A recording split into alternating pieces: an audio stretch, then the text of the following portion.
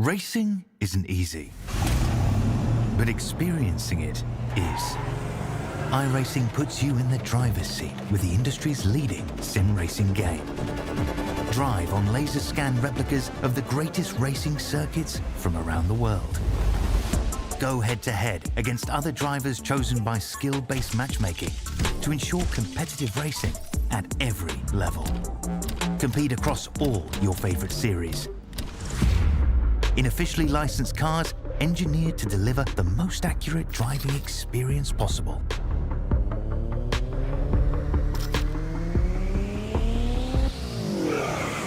Join a race or host your own with players from across the globe. Race against the computer or in a league with friends. Feel the thrill behind the wheel. Visit iRacing.com.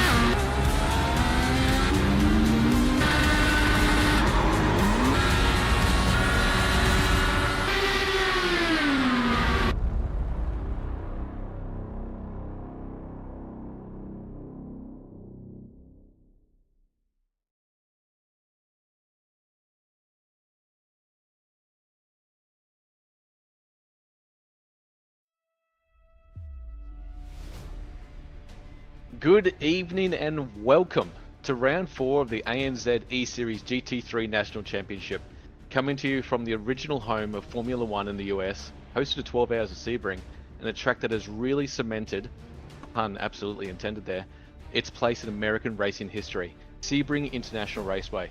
Located in Florida, it's 17 turns, 6 kilometers. It'll be the main focus for our competitors tonight, with changeable track conditions and multiple surface changes. They'll have to get a handle on track before they can even fight for position tonight. Round 4 tonight kicks off our American leg of the series, and what a series it's been so far. Our European tour was absolutely dominated by Eclipse Sim Sports' Cody Deeth, winning all 3 rings, Nürburgring, Red Bull and Hockenheim, making him the official but unofficial ring specialist. Can he make it 4 rings from 4 tonight at Sebring? See what I did there? Well, only an hour of racing separates Cody Deeth from full ring glory. As we look closely at tonight's racing, it might be worth keeping just a little eye on the weather. There's a high chance of rain coming through for the feature race tonight, so keep an eye on that. So grab a bevy, sit back, kick your feet up and enjoy tonight's racing. It's another Saturday night of racing. I'm your host, Aaron Oversteller. Jay Kennedy is ready to get moist in production, and joining me in the commentary is someone that's no stranger to getting wet, Daniel Yaman. Welcome. Thank you for your introduction, Aaron. And yeah, maybe a bit clunky with the introduction in some respects, but maybe putting a bit of a ring on it there to cap off the opening part of the season with tonight's racing as well here down in Florida at Sebring International Raceway. And well, yeah, as you pointed out, it's been the Cody Deeth show for the past 3 rounds of the series. He's certainly looking to go 4 from 4 tonight, but going to have some competition, and it might just come from some of his own teammates rather than other drivers. Well, certainly can't count out the people from other teams, but new driver here racing does race with him at times, although to this season and this event will be racing under a different team and name. Nevertheless, will be one to watch out for nevertheless. Here is our circuit from the Google Earth view, looking down upon it here from the top. And yeah, I mean, look, the fact of the matter is, for me, it's virtually our home of endurance racing and American stuff more than F1. But nevertheless, this circuit has had a long and storied history, which means that there's been plenty of tale told around this airfield, or at least what was once an airfield. Yeah, it's yeah, you're right. The 17 turns around here. I find it myself personally challenging to race on this track. Turn 1 is unsighted. I've never been able to get that right. All these competitors out there, these are the best of the best when it comes to GT3 drivers, so they should be able to get that right. But getting into a rhythm around this 6-kilometer track is going to be key. And with a little bit of weather, the great equalizer coming in the feature race, which I can see on the cards right now, but that should shake things up tonight, I'd imagine. So Cody Deeth's got his work cut out for him, I'd imagine. He probably will, yes. And indeed, yeah, the first time we're expecting to see rain make its appearance thanks to the new iRacing weather system, although it's not so much even an expectation, it's more of a high, very, very high likelihood thanks to a timeline of weather that has been provided to us and everyone for this round. But yeah, speaking of Cody D, this is how it looks with 3 perfect rounds to his name in the championship. That is now over, pardon me if I try and do the numbers back in my head real quick, but clear, a full round and change clear at this stage. There is a drop to take into account later on in the season. The actual number is 340 points clear and with a maximum of 305 per race available. He's certainly looking pretty comfortable up the top here. But it's going to be interesting to see how the battle goes behind him there with Zach Rattray White, less than 40 points off the back of Dylan Burst. They're trying to disrupt that Eclipse Sim Sports 1-2.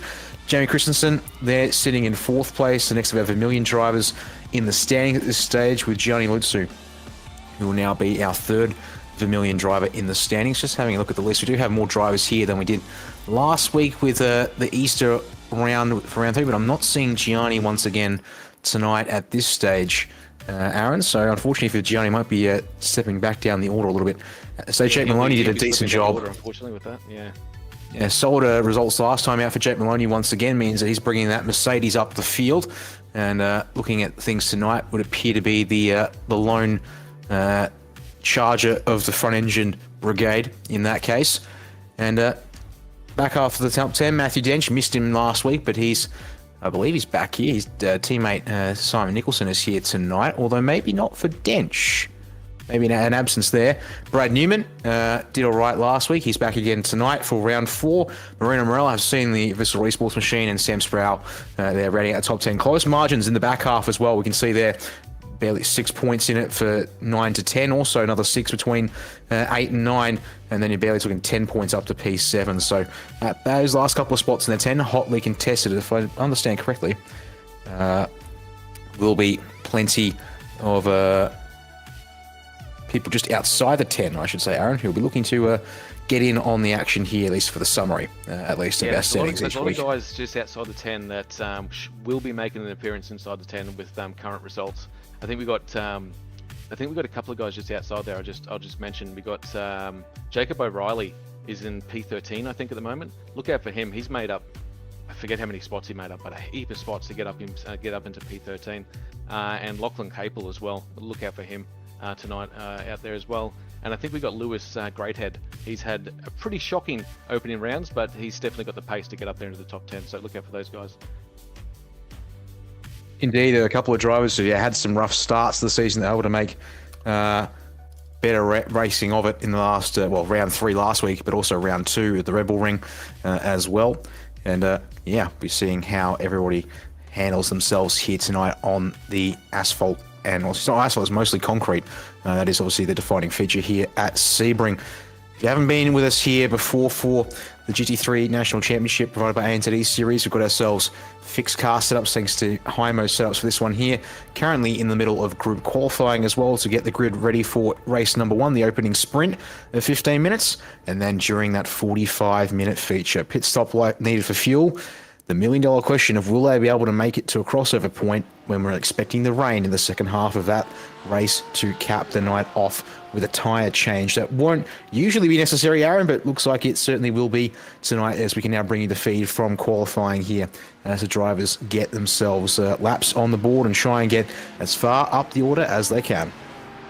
Yeah, you're right. With that rain coming in,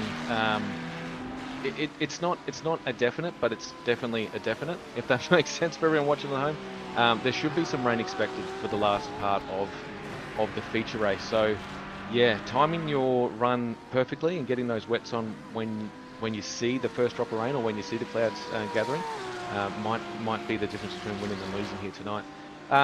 Yeah, this first leg that we got ahead of here in qualifying, I just want to make point out to you guys, Damon Woods out there, and he has set an absolute blistering time. A 159.415 on the top there is going to be very, very hard to beat.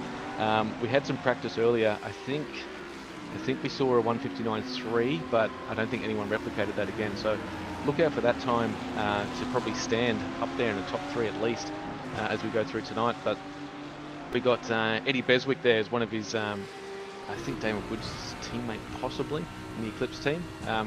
He's come out of nowhere, to be honest. He's that's a pretty good time as well. The 2-minute 1. I know that in practice, I'm pretty sure he's doing the high 59. So look out for those guys. But yeah, this track just gives you everything you want in a in racing. As we see, Damon Woods just taking the slow road there. I don't know what he's trying to do here. He's trying to It's a giant game of chicken, Aaron, is what we've got going on here. Yeah. No one wants to lead the draft train for another flying lap, and everyone certainly, if they can hitch a ride on the back of Damon Woods' wagon, that's certainly an advantage worth taking.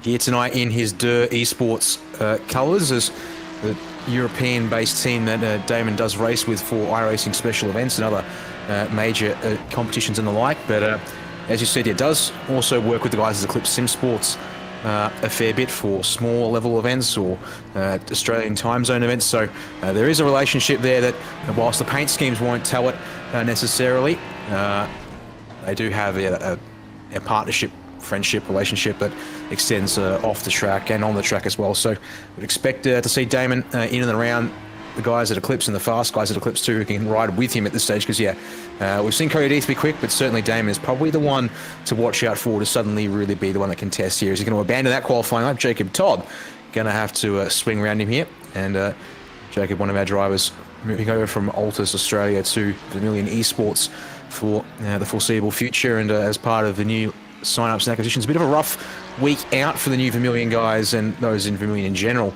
at the Hockenheim ring last week, Aaron, unfortunately, but they'll be looking to bounce back now with a couple more to their name here to try and get started. To see a bit of a replay there, which was fun to watch. And yeah, turn 1, actually it was just after turn 1 of that opening race was, yeah, I couldn't unpack it. I watched it about 4 times and didn't unpack it, so I don't want to be race control in those situations. And around here, actually, turn 1 here can be pretty devastating. It does narrow in as you go into turn 2 at Sebring. So hopefully, fingers crossed, we get a good opening 15-minute race, and we can see them push really hard in this feature.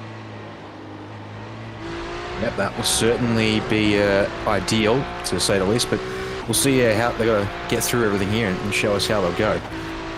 On board once again with Todd to see him finish off the lap here in his Ferrari 296. So looking to improve on a 2-minute .248. The prediction there at the bottom of the screen, though, says he's going to be a tiny bit short of improving here as he comes around Sunset Bend to complete the lap. And this might just be off by a tenth or two, unfortunately, but looks like he's in a position to keep going at least. We'll see. Is the prediction solid? It is pretty good, and indeed just a little shy of his best in the session so far. 10th and a half off there and a little bit of extra change. So not too bad, just needs to find a little bit more, it seems, to be able to get that one in. Check back in with him later in this session, though. These drivers are running out of time here tonight, mind you. I believe they'll go through to another only 3 or 4 minutes left in this one before they'll be called checkered flag, and we'll get ready to switch over to the second half of our qualifying drivers who are here based on their championship standings positions. Just looking at Damon Woods on his lap at the moment, he's going through down to the hairpin now. I think he's got one of his or friends or teammates in front of him as he's coming down to the hairpin. He's on for a pretty good lap. We'll have to come back to it in about a minute time when he comes through. But that, I've got him predicted for a 1:59.3. So if he can do that, that's going to be really hard to beat. The guys, I've got to put a mention out. Chewy Kang keeps on turning up. He's in the Vermilion Ferrari at the moment.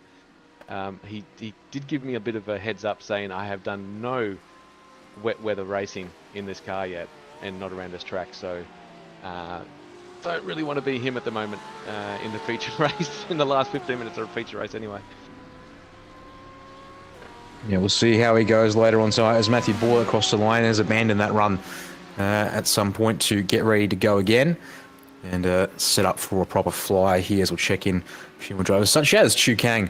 Now that he's on the back straightaway here, the Ullman Straight, heading into Sunset Bend.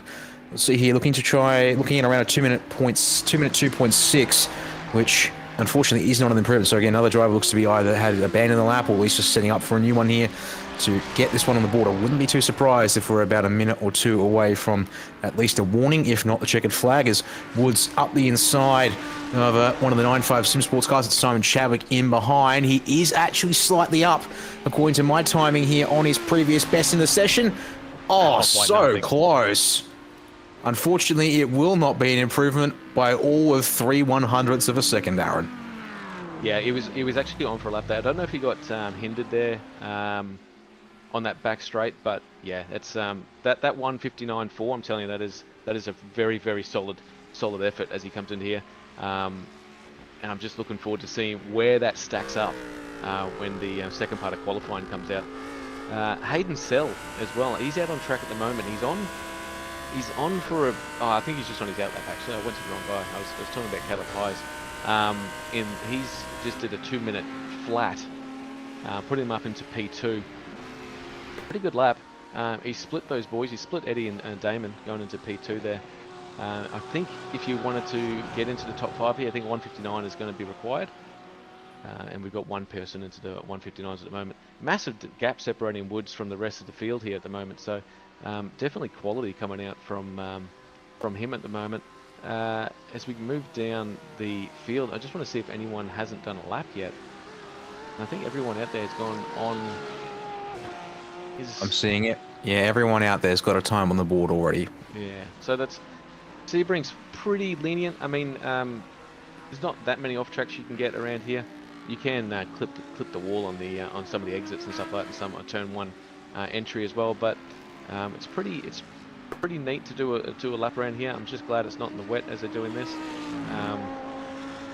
The racing tonight's going to be fantastic and very, very close. If you look at the times between everyone that got out there at the moment, there's nothing in it. So we're going to have a bit of a train going in the first race, 15 minutes, probably only 7 laps to be honest, depending on safety cars and all the above. Yeah, it will be a short race. We might sneak an 8th lap in, depending on how our front runners go, if they're fighting or if they're just trying to run a train for a bit here, as the checkered flag flies from race control with 19 minutes left in the session. It is now time to see who gets a lap in. The 43 of Dylan Shepherd gets across the line. Unfortunately, no improvement for the blackout OPR machine. We focus in here on Simon Chadwick, looking to go better than P10 at this stage. Well, that's a bit slow through Sunset. He looks to have abandoned that run, and indeed will test a pit lane entry. So he is done. Hayden Sell, next of our 9.5 drivers in Q1, brings it round Sunset in one of our Audi R8s, but dives into the pit lane as well. So it looks like everyone just about done. Thomas Hinds as well in. And I do believe, well, there's 3 cars out the other side of the circuit. One of them is Caleb Hydes.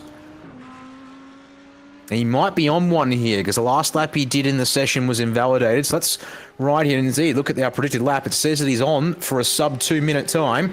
Won't challenge Damon Woods for that provisional pole position, but it certainly will mean that he'll be a little bit more protected. But through the couple of corners here at Gendarme and Le Mans, looks like he might have just lost a couple of hundredths, and he aborts the lap. Well, that's it for the first leg of our qualifying. And now the boys come out for a bit of a play out there. We see who's out the front of that little group there. Is that the number 17 and the number 3? So Cody Deeth is probably going to try and get out front here. Who's in the number 17? I'm just trying to work out who that is. It's Zach Rattray White. Right, Zach Rattray White. How good is it?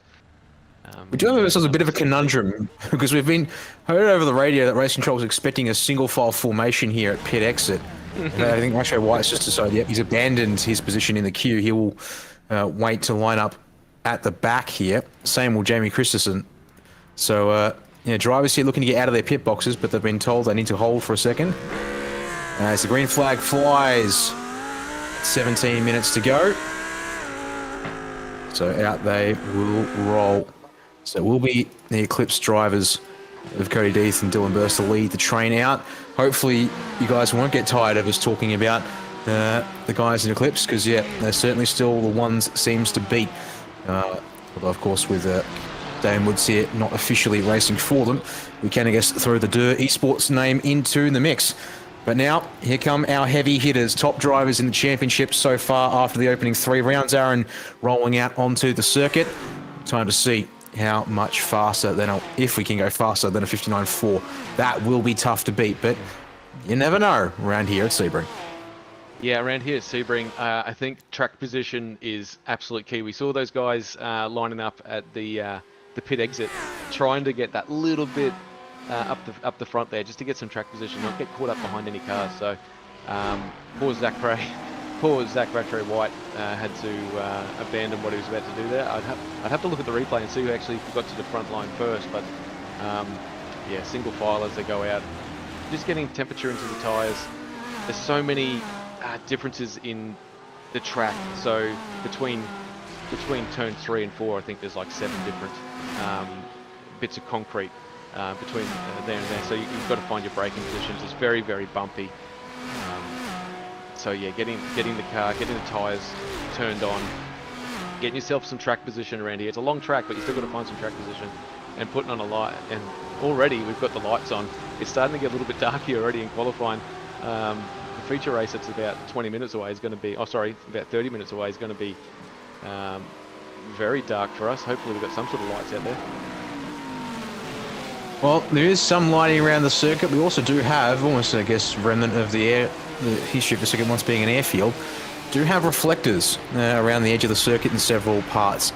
So the lighting, though, is fairly restricted to basically our front straightaway. So yes, there will be parts of this track that when the sun properly drops and we run out of the simulated ambient light, that is, we'll be mostly reliant on the headlights of these cars. We can see here Cody Deeth is running the full lighting package on his Lamborghini Huracan tonight, so that will give us a chance to hopefully be able to get a good look forward from him. But of course, when they're in the pack, and given again they should be fairly well packed up, given the generally the pace of the field here in this series, that will mean be quite a bit of illumination for everyone with headlights in behind, helping light the way forward.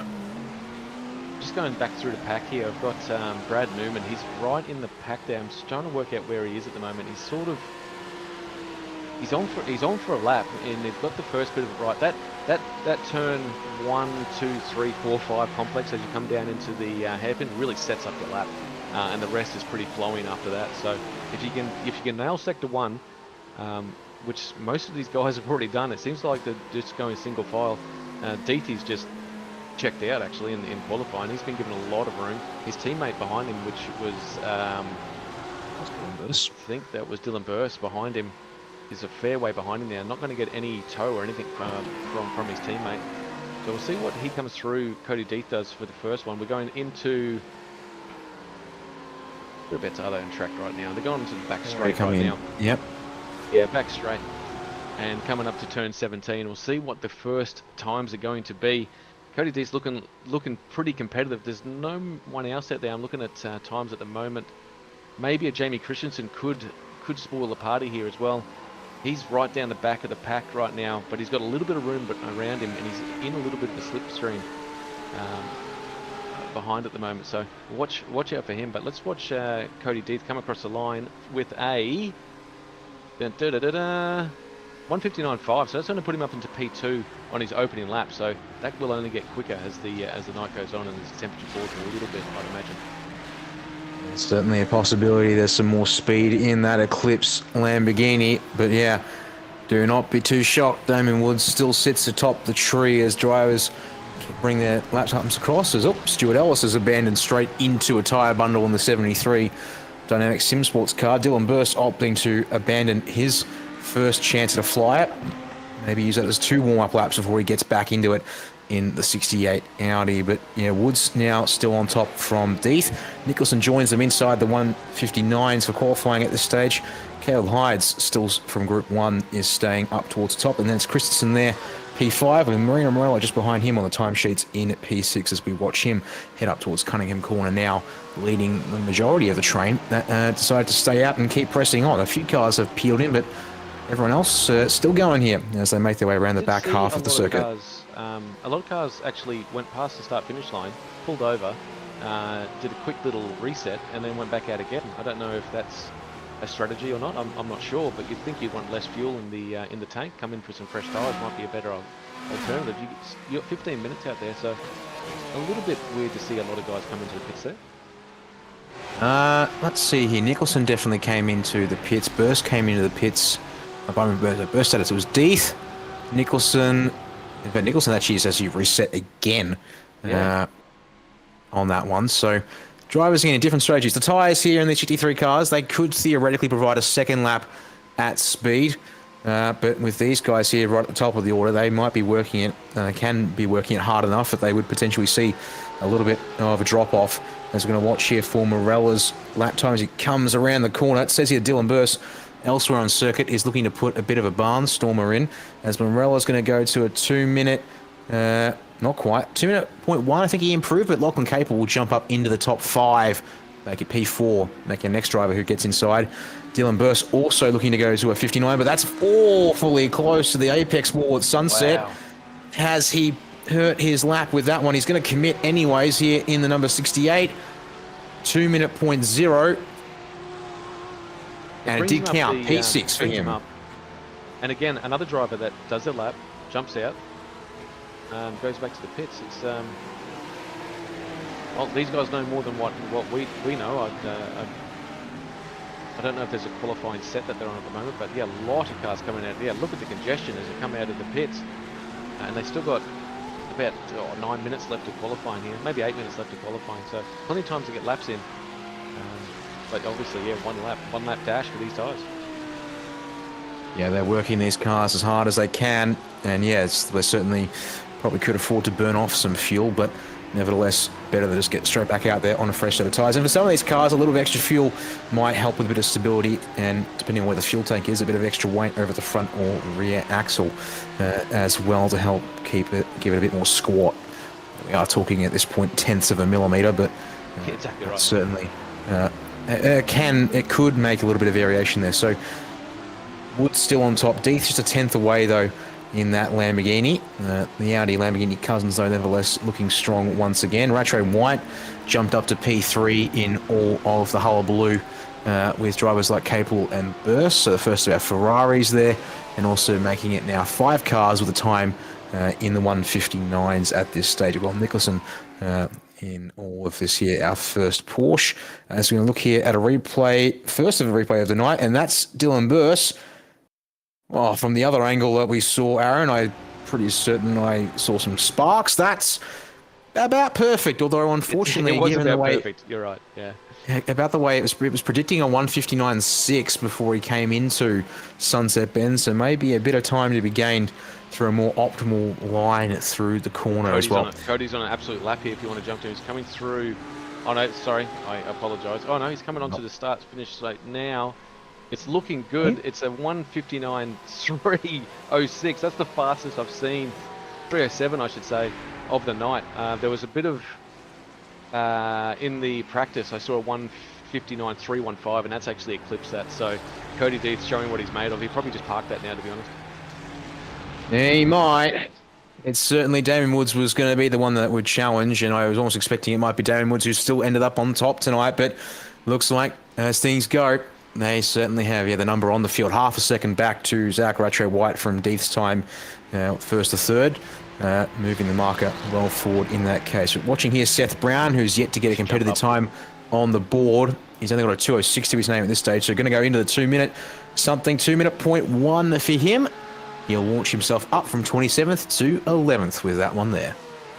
Yeah, well done, Seth. That was a really good lap from him. He's been, I don't know, he's been caught up in traffic possibly. He's done some 203s and 202s, and that one just shot him up the grid. So he's still got a bit of time. He might go on with it here and have a dig, or he might, like most of the grid, might just pull that thing over and get the crane to take it back. I'm just looking, seeing who we're on. Lachlan Capel.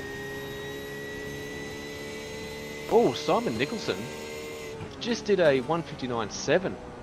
Really fast lap time from the Porsche. So we've got Lamborghini, Audi, Porsche, and Ferrari at top 4, and Simon Nicholson just jumped straight up with 1:59.7 into P3. That's a great result. Indeed, just eking out the 17 at this stage. Though, looks like Rattray White is looking to fire back. We'll probably have to go to him once Lachlan Capel is finished with this one, because Capel is looking to make some improvements as well on his time. Go into a slightly lower 1:59. No, he abandons the lap. So that, unfortunately, will be the end of that one there. Rattray White looks to have unfortunately just dropped a bit of pace since I last saw him as he comes up through Tower Turn, and it is now properly dark here at Sebring. Headlights are essential for making your way around this place. All right, then Ryan Houlihan, another driver who's yet to get a competitive time on the board, 201.0. And he has indeed jumped up to P3. No. Dylan Burst just went, look at the times. There's nothing in it between Dylan Burst and Nicholson there. And he just jumped up. He came out of nowhere. I was just looking at the times and he just snuck that one in. Sticks the landing pretty nicely there. Just over 4/10 off of his teammate's time in Cody Death. Simon Cox, meanwhile, P13 at this stage. Best time of a 2:02, sorry. Looking to try and go faster than that, but looks like Sector 1 has not been too kind to him at this stage. What he does have, though, is a bit of slipstream in the form of the 606 of Samuel Sproul in front of him here as Cox gets pulled up. Sproul abandons the lap there at the exit of the hairpin as we make our way across this back section of the circuit. A bit more speed available through here compared to Sector 1. On Sector 1 is pretty fast into a complex and then build up some speed again to the hairpin as Lock and Cape will get out of the way through Cunningham Corner, and Cox will continue on his merry way, although still hovering a couple of tenths off his best that he's done in the session so far.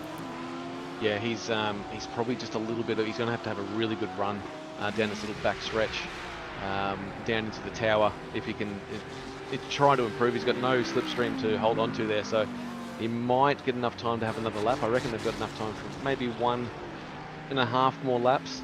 The times here are ridiculous. We got 1 second covering 27 drivers. These guys have all come here to play. I'm a bit surprised. Jake Maloney has joined the session but hasn't set a lap or gone out onto track yet at the moment. So not sure what's going on with the Mercedes AMG at the moment.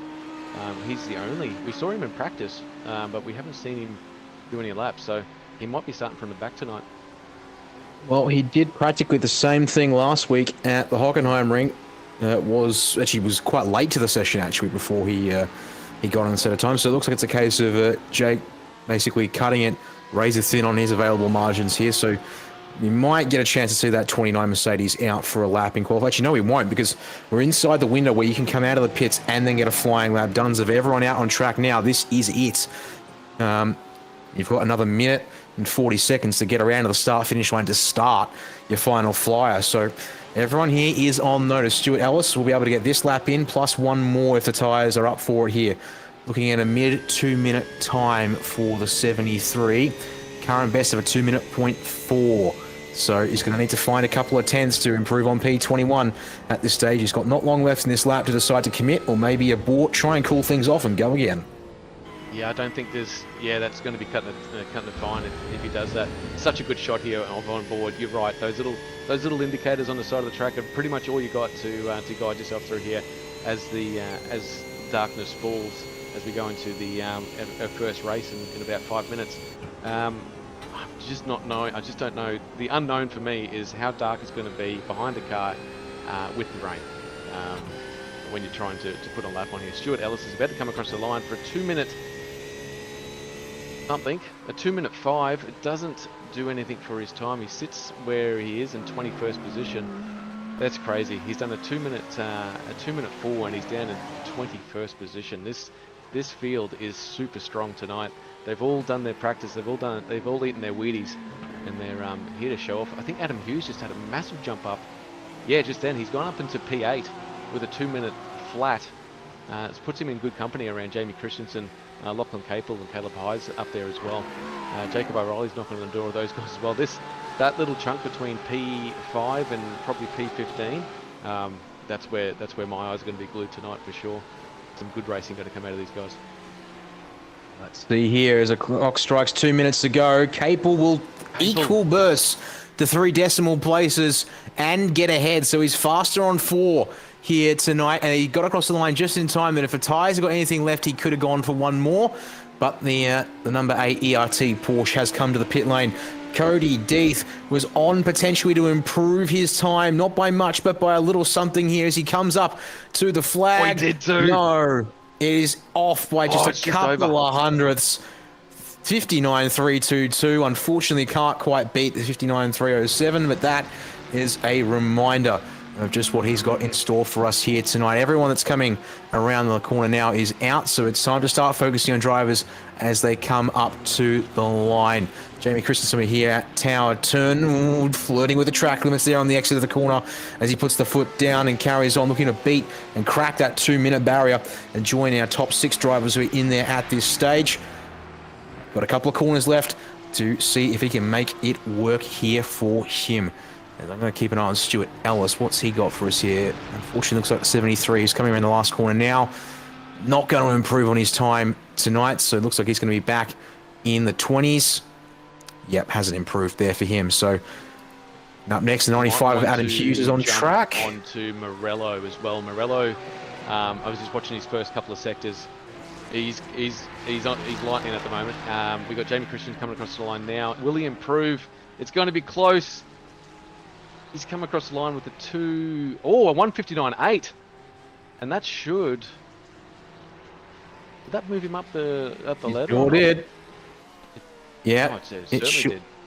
Yeah, he's jumped a couple of spots only, but to P7 and 7 cars inside. Simon Cox, unfortunately, no improvement for him.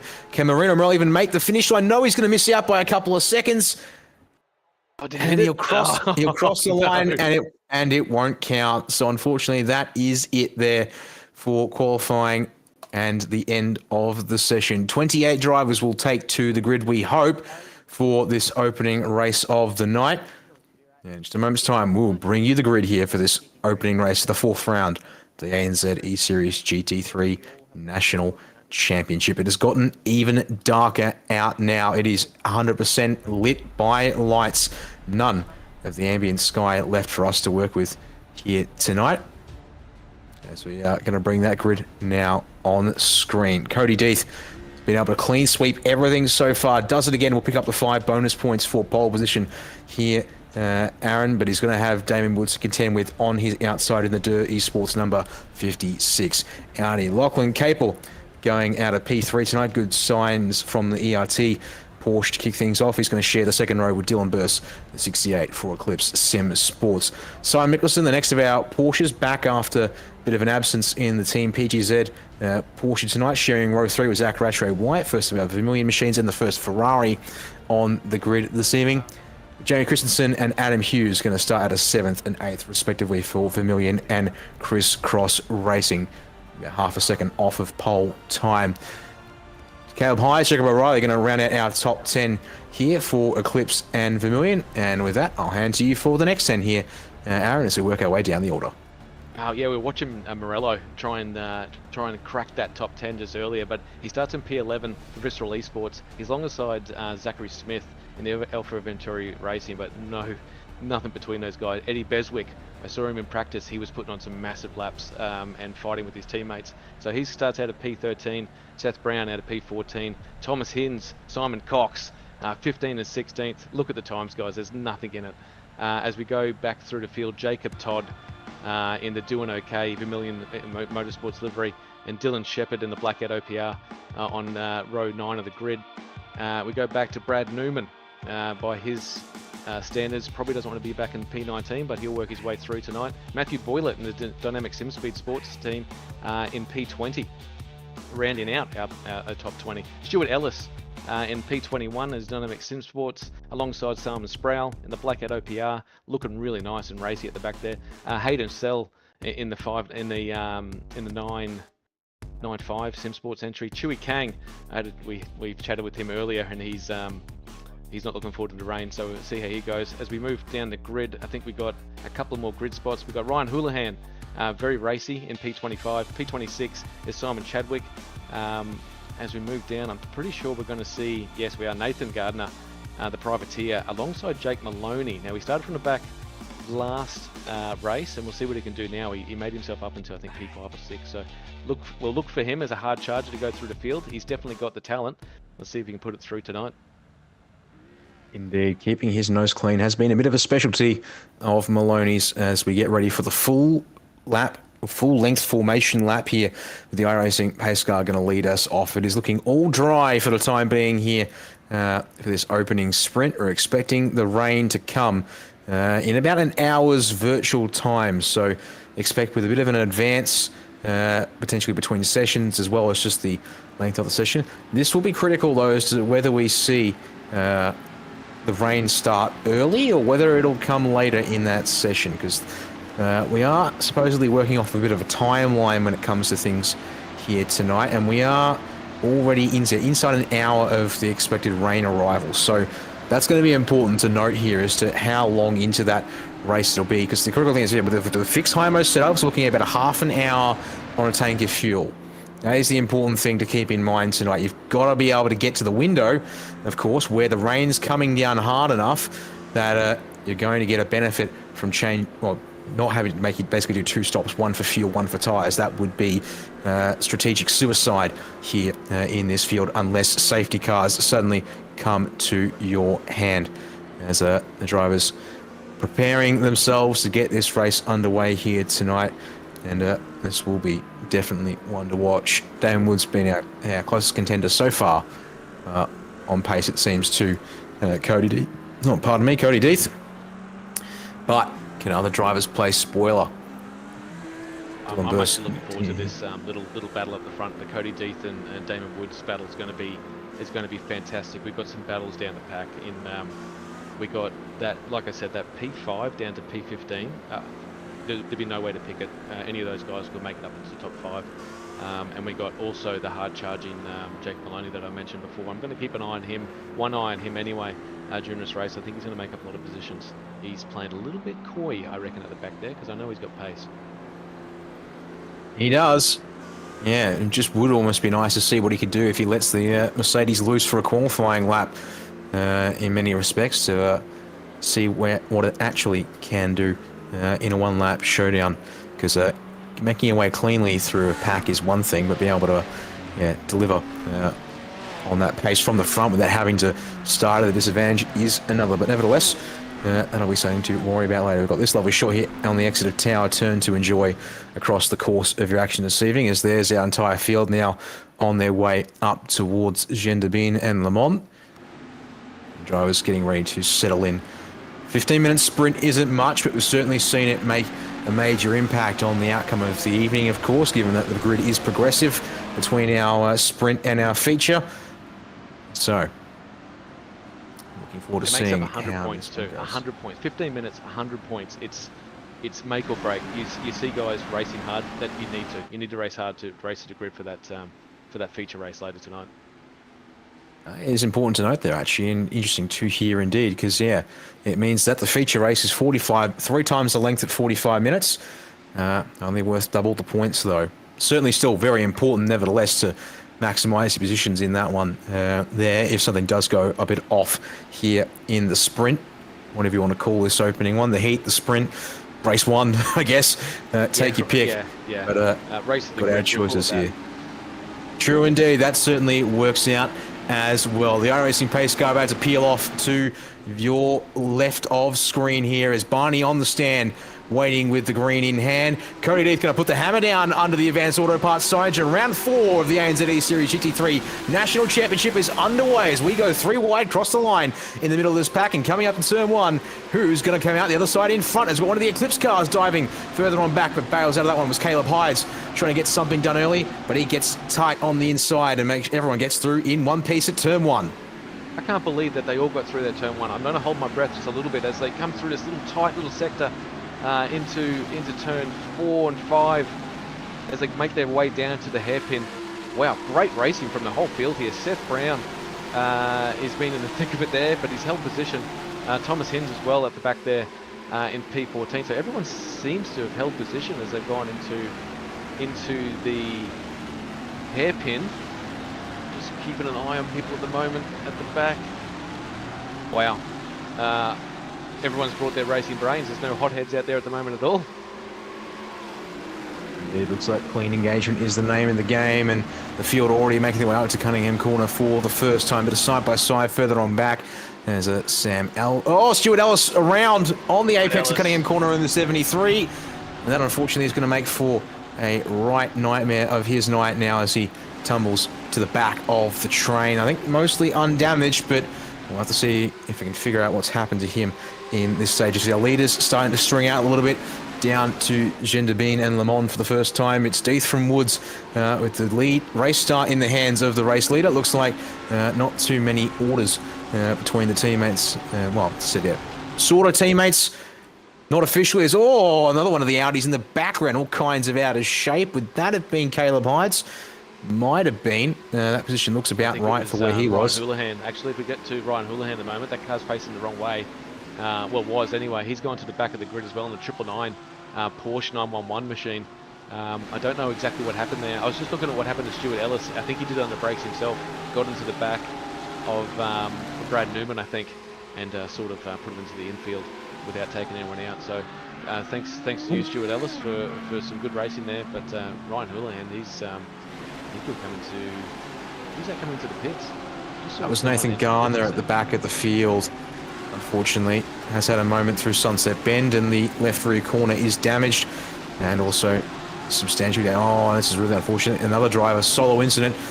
The rear end gets loose in one of these Audi GT3s, and he's fired across into the tyre bundles on the exit there. So gets the car fixed up and back out on track now, but way off the back of the field as they're all heading up into the hairpin or even further out at this stage. In fact, speaking of triple ones, Houlihan, big trouble for him for lap 1, unfortunately. There actually missed what happened to him. The fight up here, I don't know where we're at the moment, what the camera's on at the moment, but the Jacob O'Reilly, Caleb Hyde, Marino Morella, Eddie Beswick, Thomas Hins are all in this little battle for P9 at the moment. I'm just waiting to see who blinks first and who's going to do a massive dive as they come down this little back section down here to the tower to go up the main straight. And whoever gets a good run onto the back straight here is probably going to get the pick of the line they want to go through into turn 17 back onto the main straight. But these guys, there's nothing between them. Absolutely nothing between them. Those doing okay cars, in the Vermilion colour, they look fantastic. I haven't really had a good look at them at the moment. Even under lights, they look really cool. And at the front, I thought Damon Woods would take it to Cody Death. Unfortunately, Cody Death obviously had another gear in that Lamborghini Hurricane. Damon Woods is sort of just drifting to the back there with Dylan Burse staying hot. Damon Woods on heels at the moment. Oh, there's been trouble live as well. Yes, as we're seeing on the bottom of the screen, the replay from lap 1 for Ryan Houlihan, and unfortunately it's now the second of the Alpha Venturi Porsches in the hands of Zachary Smith. Exeter Sunset Bend has, unfortunately, and it's been contact from the behind, from the 606 of Sam Sproul. We're going to have to grab that one on replay, I think, as well, and focus on that here at the end of lap number 2, unfortunately. So into the corner they come. Smith running a tighter middle line on the road. Sproul just carries more corner speed with around the outside, and unfortunately to the tyre bundles will go the second of the AVR cars. They have had some rough nights in this series so far, and not necessarily all of their own making. That there was definitely another one. But back live we go, and we're looking at the fight between Zach Rattray White and Simon Nicholson. Rattray White stolen the spot off of the 08 PGZ Porsche so far in this one, but Nicholson wants it back, and he's going to go the outside of Cunningham to be able to take that one away if he can finish the job. I think he has. Nope, Rattray White's still there. Side by side the tower we come. As Nicholson tries to shut the door, he does, and gets away with it with contact on the nose of the Ferrari, getting it loose rather than spinning the Porsche around. My goodness, that was certainly close to call. And how good is it, the racing there? They went through half that lap side by side. That was excellent racing for both of them. Got a little bit tangled up, but luckily to both of them, they can still fight on.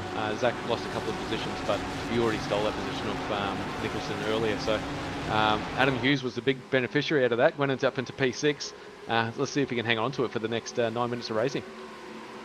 Yeah, once again, Ferrari's looking powerful in a straight line. And it's Jake O'Reilly that's going to take first stab at him, and up the inside he goes. And in fact, by me, is Rattray White getting, saying, apologies, my thing is not sorting quite right. And so I hate when my thing's not working properly. Yeah, it's meant to be updating as they so Hughes is going to lose that spot to Oh, I see. It doesn't actually change position. It doesn't change the order based on the class position. I've got to, yeah, I've got to fix. I've got to change what's visible there. So that's what that is, and get that sorted out for you here. But indeed, make sure we're back in front of Adam Hughes. It's now Jake O'Reilly who will take Christensen. Sorry, Jamie Christensen is there. The next to the Vermilion Esports cars. It's O'Reilly in the first of the Vermilion Motorsports cars in behind there. So that is what's finally finished getting me tripping up. And if that in doubt, I should always just look at the tower. Oh, you really don't want to. That's me on a bit of a roll and not in a great ways. There's the attempt, well, the pass back from Racho White. Dive up the inside. I'm saying that. That was pass of the series so far. That was up the inside, and then he held on to it, put the car in the right position as he comes down here into turn 1. Thanks to Burley Motor Group replay, because that was really cool to see on the replay. It's interesting around this track. You can't just do the pass. You need to get the pass done, put your car in the right position, maybe 2 more corners from there, get the actual pass completed, and then continue with the racing. And these guys are so close racing between them all. So Zach's going to try and get to the back of Nicholson again to have another dig. Being told there's something for me to have a look at. Indeed, we bring up the live weather radar, and it's just starting to approach from, if I believe the map is northern oriented, it's coming from the southeast. So I actually need to know where my orientation's here at Sebring. Let me get some information for you here in the background, Aaron. I'll tell you where that rain is coming from relative to the circuit, because the circuit is zoomed out to the point it's just a black dot on our radar map here. A track map with a compass on screen, and I'll find out where that rain will come from first. I'm going to say that is we're looking from the southeast. That's where that weather's coming from. We're in Florida. It's pretty hot here, so I'd imagine that's where the weather's going to come from the ocean, from the Pacific. So, Jamie Christensen just got the move done on Hughes, I think. Not done yet. Still locked in battle. No, he's going to have to give up on this. He might be able to get it done at the hairpin, but he might get blocked off. And then who's going to jump through? Is Jacob O'Reilly's going to have a massive dig here as well, and he is. He's coming down the inside. Oh, and thought better of it. And the 92, Caleb Hydes, is there to pounce on these guys as well. You make a mistake here, and you'll go back to P20 or P nowhere if you make a small mistake trying to overtake here. But the battle here between Adam Hughes and Christensen is heating up. And Zachary Retro White just up ahead there is not gaining on Nicholson at the moment, so he might not be able to get there to have a challenge. But this challenge here is fantastic at the moment. That's Jacob O'Reilly. Do we see him on screen at the moment? Just is a whole gaggle of cars. The 92 machine in Eddie Beswick, I think, is starting to go. Caleb Hydes, has he gone backwards? Has he in the 92? He has. Tried to go around the outside. Marino Morello at Tower Turn was unable to get there as Morello ran out wide. And it's put 92 in the dirt. Beswick, Hins, and Jacob Todd, Seth Brown all making their way past the 92 before he was able to recover that one on the circuit after attempting to pressure O'Reilly for the position. That has not worked out for him at all. And I can confirm for you, the southeasterly direction here at Sebring is the Le Mans corner and the Ullman straightaway. That will be the first part of the circuit to get wet if that weather continues. And indeed, it is coming as a front from that direction. So that will be the part of the track that gets wet first here tonight, Aaron, and then we will see it progress basically across the starting complex, and then it's across the top half of the circuit. Will be the way the rain comes as this battle pack continues. And information from race control, our first penalty of the race. Sam Sproul, 10-second post-race time penalty for that contact at the end of lap 2 with Zachary Smith at the Sunset Bend. 10 seconds, I mean, that's fair enough. I mean, that was pretty blatant up the inside, gave him a bit of a nudge. Could have got himself out of that position, but that's racing. That's racing, and he's going to take that 10 seconds, and that is going to put him way down the field as well if he was to take that 10 seconds right as we speak. Yeah, looking at him now, Sam Sprout, 10 seconds back, puts him, it takes him back to P25, just behind Stuart Ellis. Unfortunately, Ryan Houlihan further back, and Zachary Smith has just come to the pit lane as well, so he goes a long way down the order, and Nathan Garner will go past him as a result. So big issues there for 25. I'm not sure if that is something else or delayed response to the incident, but nevertheless, we'll worry about that later as Newman and Boylett going for it here into Tower Turn. Boylett going to try and cross over on the number 2 machine for the inside, up here of Gendabine, but the thing is here, he's got the inside for the next couple of corners. Flat out around here, he'll be able to hold around the outside easy. This is nothing in preparation for the actual proper braking zones here at Gendabine and Le Mans. Inside for the first one.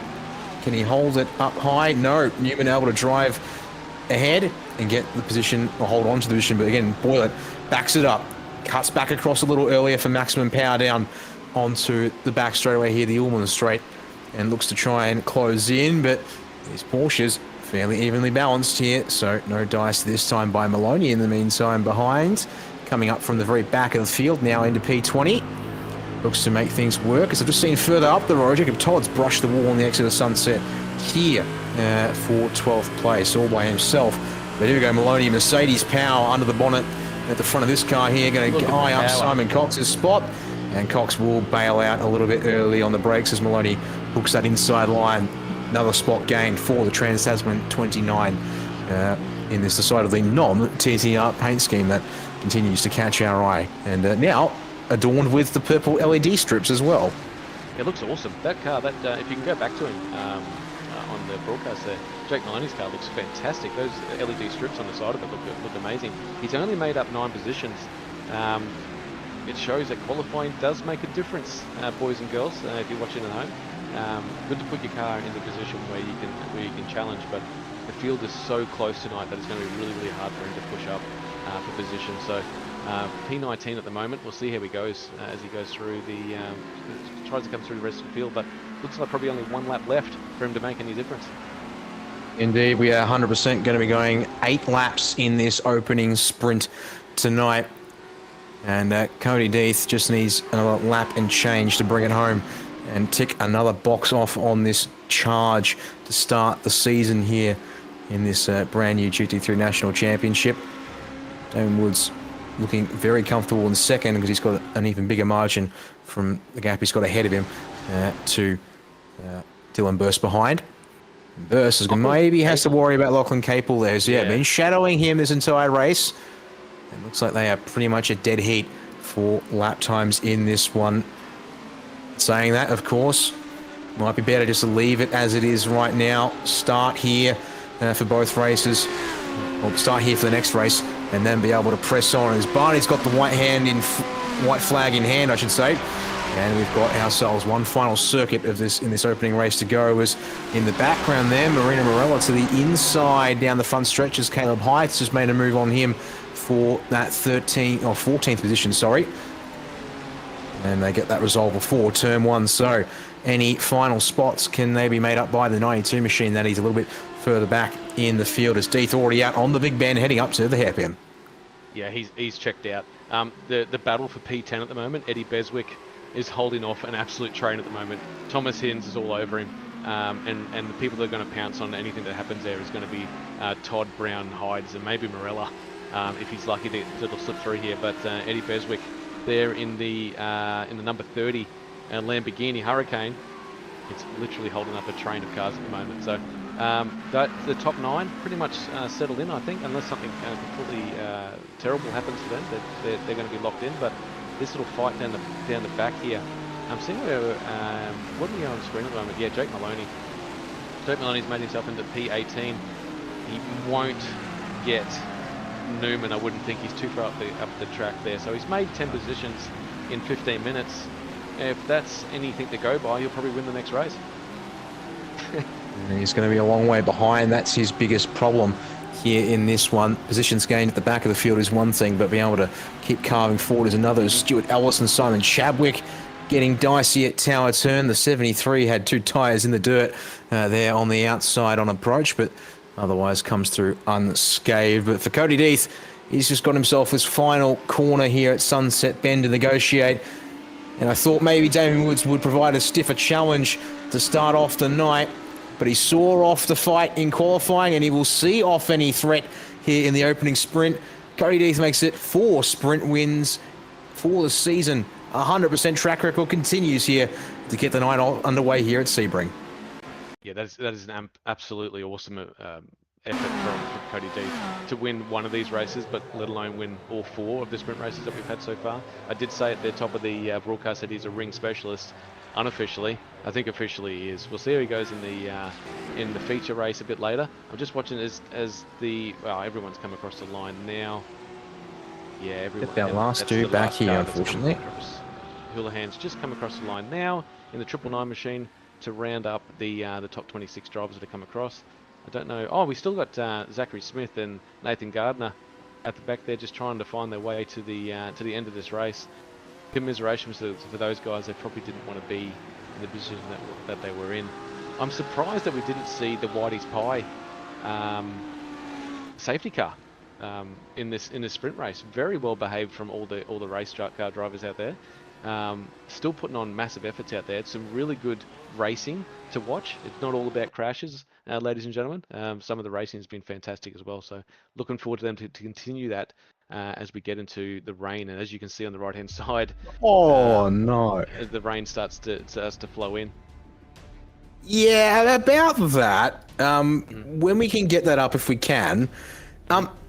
Yeah, have a look at that little formation that's starting to occur in the rain band. In fact, it was quite literally a perfect rain band, and as if by pure happenstance, the radar reports we've got ourselves a break in the band where the circuit is.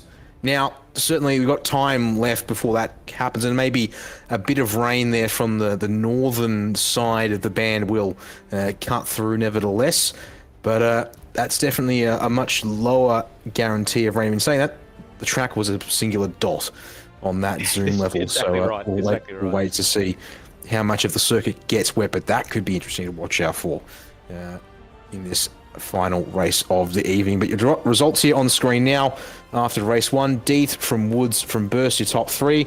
As we'll bring in Cody Deeth as well to have a quick chat with him here before the warm-up is over and the feature begins. But once again, Cody Deeth qualifying on pole and leading from lights of flag here in the sprint. We thought Damon Woods might be a bit of a challenge here tonight, given that the two of you are pretty closely matched on pace, and certainly that was pretty reflected in qualifying, but able to hold a 1 second margin in the end. Congratulations. Yeah, thank you very much. Yeah, it was pretty. I was pretty on edge there. Damon was quite quick, as he always is. You know, he's obviously one of the best in Australia at the moment. Yeah, it was good to keep him at about 1 second and take home the win. Well, Cody, not long now before, yeah, sorry, Dan. Cody, I just wanted to talk to you about that race. Yeah, you put it on. I just said at the top of the broadcast, you might not listen to it. Listen back to it. I've called you the ring specialist.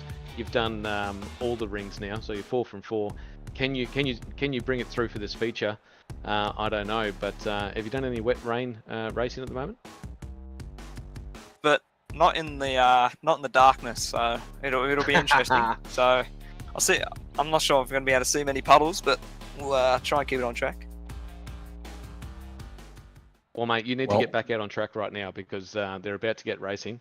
Good luck on tonight's race. As far as the championship goes, you've got one hand, one arm, and half your sack on the championship trophy. So, good luck with it, mate.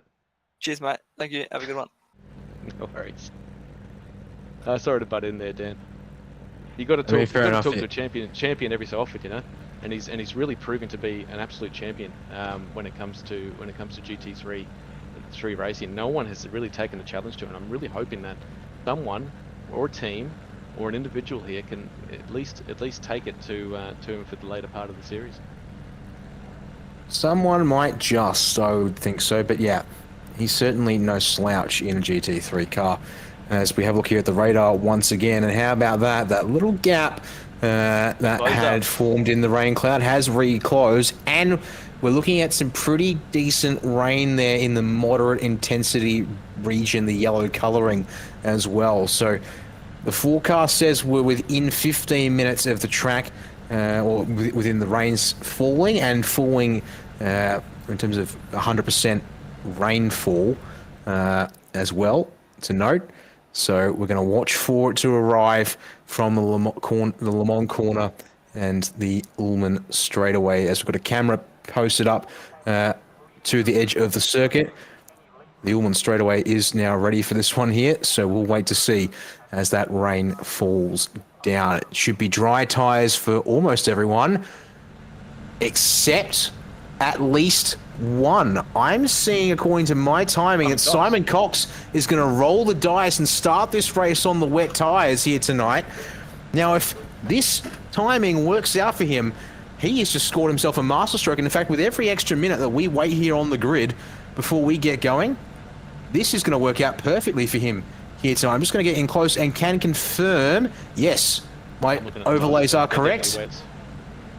Overlays are correct. I do see treads on the 64. So I love it. Simon Cox having a dig. Well done, mate. Hopefully it pays off for him. The only problem is if it doesn't, those tyres are going to be absolutely gone by the time he gets to 5 or 6 laps in with no rain. I just wanted to do a quick mention. The guys in the chat, thanks for jumping in. Thanks for watching. We really appreciate it. Min's admin is there and said hello. Might have to cheer on my third favourite driver. I don't know who actually is, but we'll find out who that is shortly. And definitely listening to the best, most professional, unbiased commentary in Australia. Thank you very much. Also critical to note, Brad Newman has not made it to the grid for this one here, so everyone on the left-hand lane, so Simon Cox, Samuel Sproul, Hayden Sells, Stuart Ellis and Zach Smith could. Technically, well, I haven't heard from race control if anyone's actually acknowledged that one there as to whether there's a process about leaving a gap that would be taken up by Newman and his starting spot, or whether everyone on that left lane further on back in the field will be allowed to move up an extra spot before we take the green flag here. I think it'll be up to iRacing, to be honest. What happens there? Well, that's the thing. I'm looking at the rule book now. I can't see anything with it. That's the thing. iRacing doesn't care about the fact there's a gap. It just says follow the car ahead of you in the lane. So in Simon Cox's case, it now is basically saying go and follow Marino Morel as number 7, even though he's listed as starting 15th in this race. And Simon Cox's grid spot is meant to be the number 19 box. So hypothetically would be allowed to roll up a little further, as we're just waiting to see if this, I mean, this is going to be fascinating to watch. He's the only driver to have gambled on this. Everyone else is just committed to slicks. This long roll-up lap, a couple of extra minutes on gridding as well to make sure we had a chance to chat to Cody Deeth. Apparently within 10 minutes of rain falling here at the Sebring International Circuit, and that's including this time here while pacing. So it's just, if those wet tyres can hold on for 10 minutes and he doesn't fall too, the other critical thing is, yeah, it's not just that, it's also obviously not falling too far behind as well. But if the rain falls... I think it's a gamble worth taking, to be honest. It's what do you got to lose in P20 or P19 at the moment? So I think it's a great dice roll. But speaking of dice rolls, actually, I did hear last week's broadcast, and you were a bit confused about you used to in the commentary talking about dice. It's very funny. Yes, well, this is going to be interesting, to watch. It's for sure. The fact that only one driver's opted for the wet tyre start with the incoming rain. It's still a couple of minutes away. The forecast says 10. I'd probably say it's a little closer than that.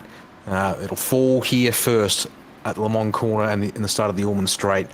But yeah, the pace drop off for being on wets to start this race off is probably going to be painful to say the least.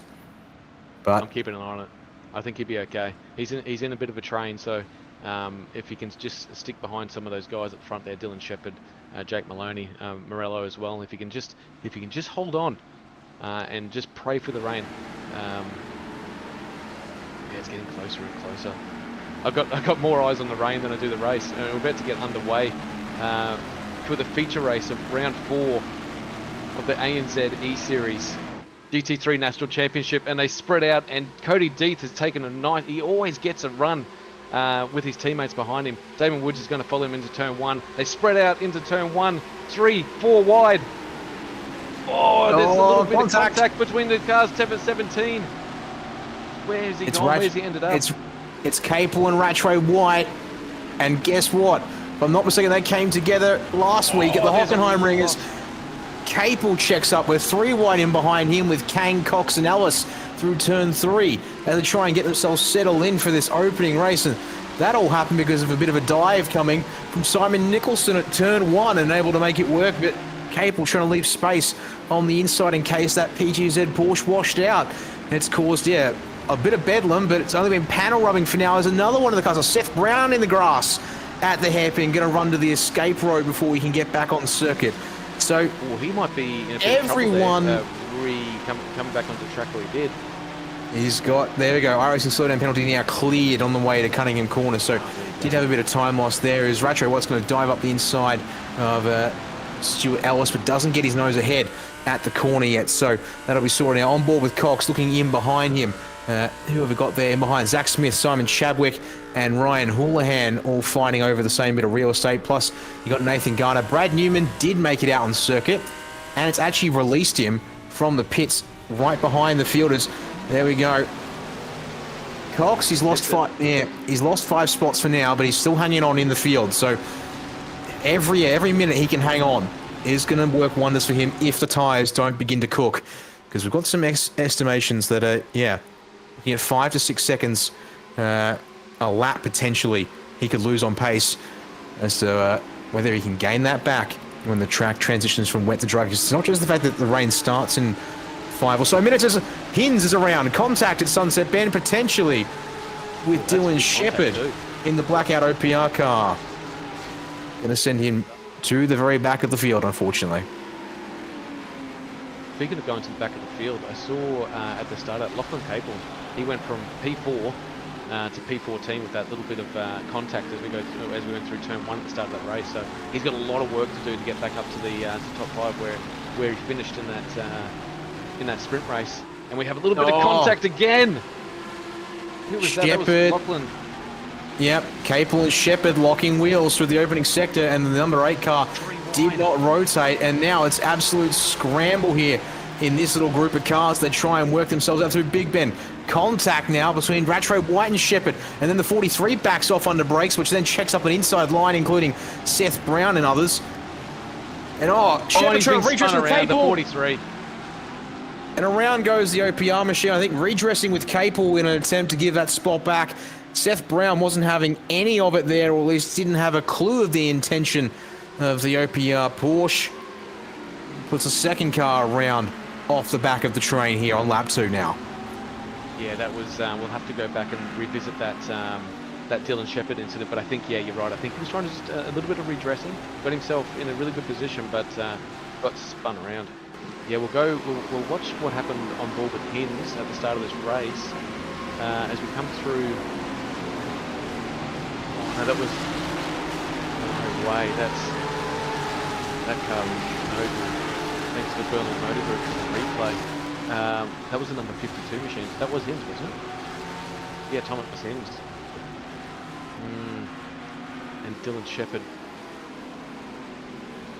Yeah, that was. I didn't see that actually on the live feed, so it's good to catch up with that again. But that car of Thomas Hins will not be good in a straight line or turning or anything. So it might be worth rolling the dice here. You can't come into the pits. Contacts. Rattray White's around with Sam Sproul on the exit of Sunset Bend. The 17 is big contact. Backwards all the way to the start finish line practically as he begins to get it rolling once again. Takes him a while, but he gets it refired, and he's going to get going. Now the dust is settling, but I'm trying to. We'll have to get a replay on that because that.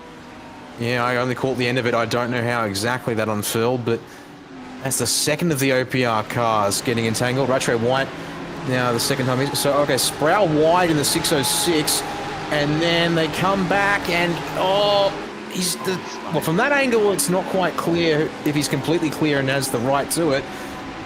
We might need to try and get a different angle if we can, pretty please, Jay, at some point. We'll go back live for now because Rattray White, not Rattray, pardon me, it's Seth Brown that's now engaged in a duel with Sam Stroud, but we will actually go back to this replay from Bermuda. So inside line. Yeah, he's definitely inside. It's a question of, is he completely clear of Sproul and has the right to come across? And I think he's done from that angle, he's pretty much clear in the car. Yeah, or bottoms out, possibly. I actually will go back and look for myself and confirm for you rather than working purely off this.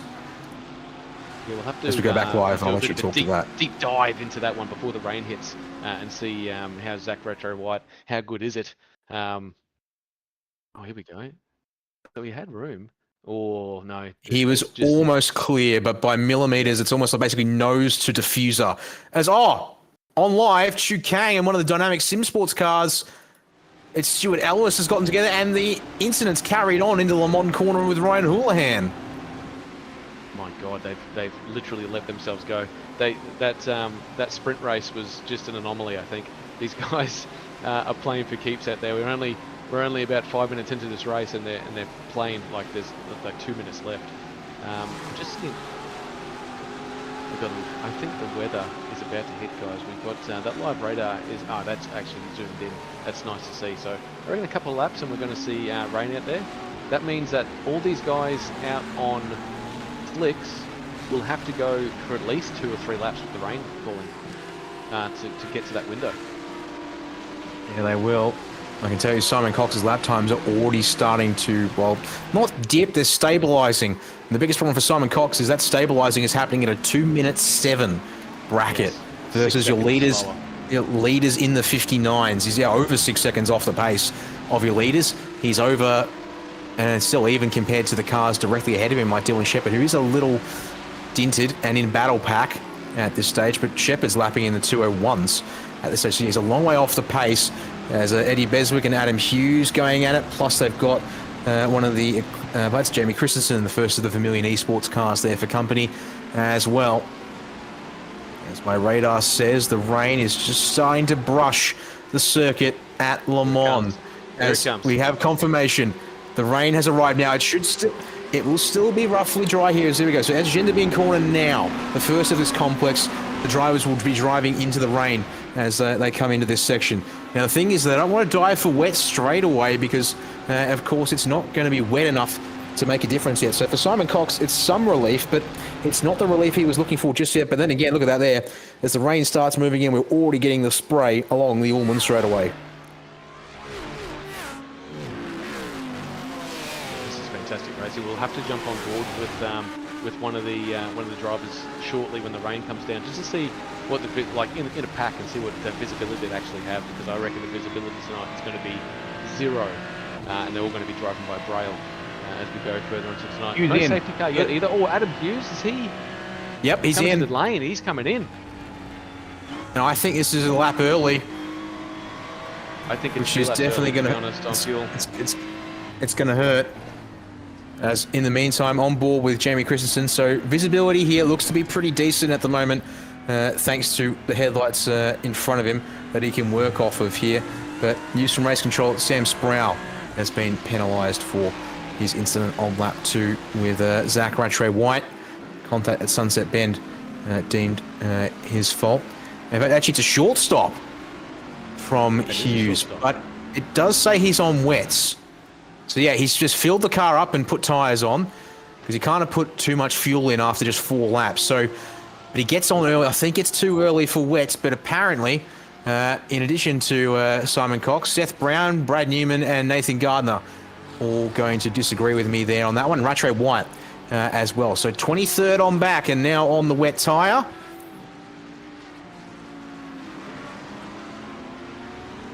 And we're being reminded also, consider the fact that the fuel burn rate will be slightly lower for these cars.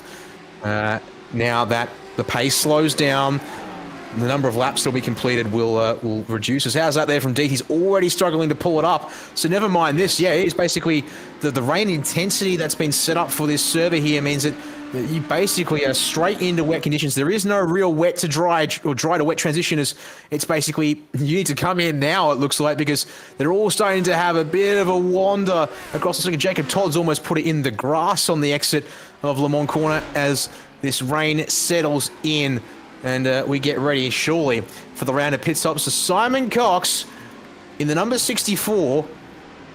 They're all in. They're all in, mate. Here they come. And there it goes. Deeth is in deep. Did that count as being too quick on pit entry? No. He just pulled it up. They needed to respond to Simon Cox there. Simon Cox has made everyone come into pit. His lap times have decreased, although he must have had a little bit of a moment, even on the wet tyres. coming through this lap. So, Oh, Wood overshot this box. Oh, it's going to hurt him. Now, actually, interestingly here, Deeth about halfway through his tyre change as Cox is rounding Sunset Bend. You know what? Cody Deeth is probably going to come back out still in the leaders race. Don't mind me. Like, Simon Cox will gain spots off this. But he also has a pit stop that he still has to do for fuel. Everyone will have to come for fuel too at some point. But as we come away from the pit lane, Cody Deeth is just going to hang on to the leaders race for now. Although Cox with warm tyres versus stone cold wets, this might change here as the 64 goes to P2. And immediately, he's holding on to he's it. in hot. He was in hot, but he's just held on to it indeed as they're now trying to find a wet line here as the rain is picking up in intensity here in Sebring with just over half an hour on the clock. The question is now, Deeth, can he make it on fuel now that we're going to be in this period of reduced burn? Whereas Cox, he will owe us a stop for fuel still in this race. I think Simon Cox is still in the better position here for fuel. He'll come in for some new set of wets a bit later. They're going to be a little bit slippery. Yeah, I doubt he will, to be honest. As the rain intensifies. So I think he's still in a really good position. He's just got to get a level head on him here and bring this home, because I think we're going to have a lot of cars if they're going to have a bit of fuel burn. I don't think they're going to save 2 laps of fuel. I'm unsure, but everyone hasn't got enough fuel for dry conditions right now. Well, that's the thing, is that the fuel tank would last about half an hour of the race in a dry situation, but we're now in a wet situation. The number of laps we get done here reduces by a good couple. We're going to have to wait to see the pace of the field on wets. In fact, in saying that, Simon Cox did a 2:13 He did, yes, on the track as it was progressing from dry to wet. And we'll see here now that we're getting into some more of this moderate intensity of rain, so it's going to properly soak the circuit here, and it should stay raining for the rest of this race. And yeah, the forecast does say that as much, that we should be expecting rain for a couple of hours here to finish off the night. So it will not transition back to dry. This is what the drivers have to expect. This has been a moment for Simon Chadwick on this outlap here for the rest of the field. He's got, I believe that would have been Rattray White in the 17 machine. We can't see exactly though. And on the exit, bit of contact there. Both cars get out the other side. Oh no, gets the curb. Oh. Solo spins himself. And unfortunately, Aaron, that's the dangers of driving this track like you did moments ago in the dry. He'll have to go down to Berlin Motor Group and get himself a new GT3, I think, thanks to the replay there. But yeah, he's absolute tank slapper in the wet. That won't be the first we see of that, ladies and gentlemen. We'll see a lot of that. Have we got Jake Maloney on screen at the moment? He's up to P11 at the moment, so he's making up some really good positions. He's in the wet. He's in behind Caleb Hydes at the moment, and looking really racy. So we'll see. So he's made up about 8 positions this race. 7 in the pit stop, 7 positions in this pit stop. So looking forward to seeing what he can do with for the rest of this race. He's got Jacob Todd on his inside, but he's holding off.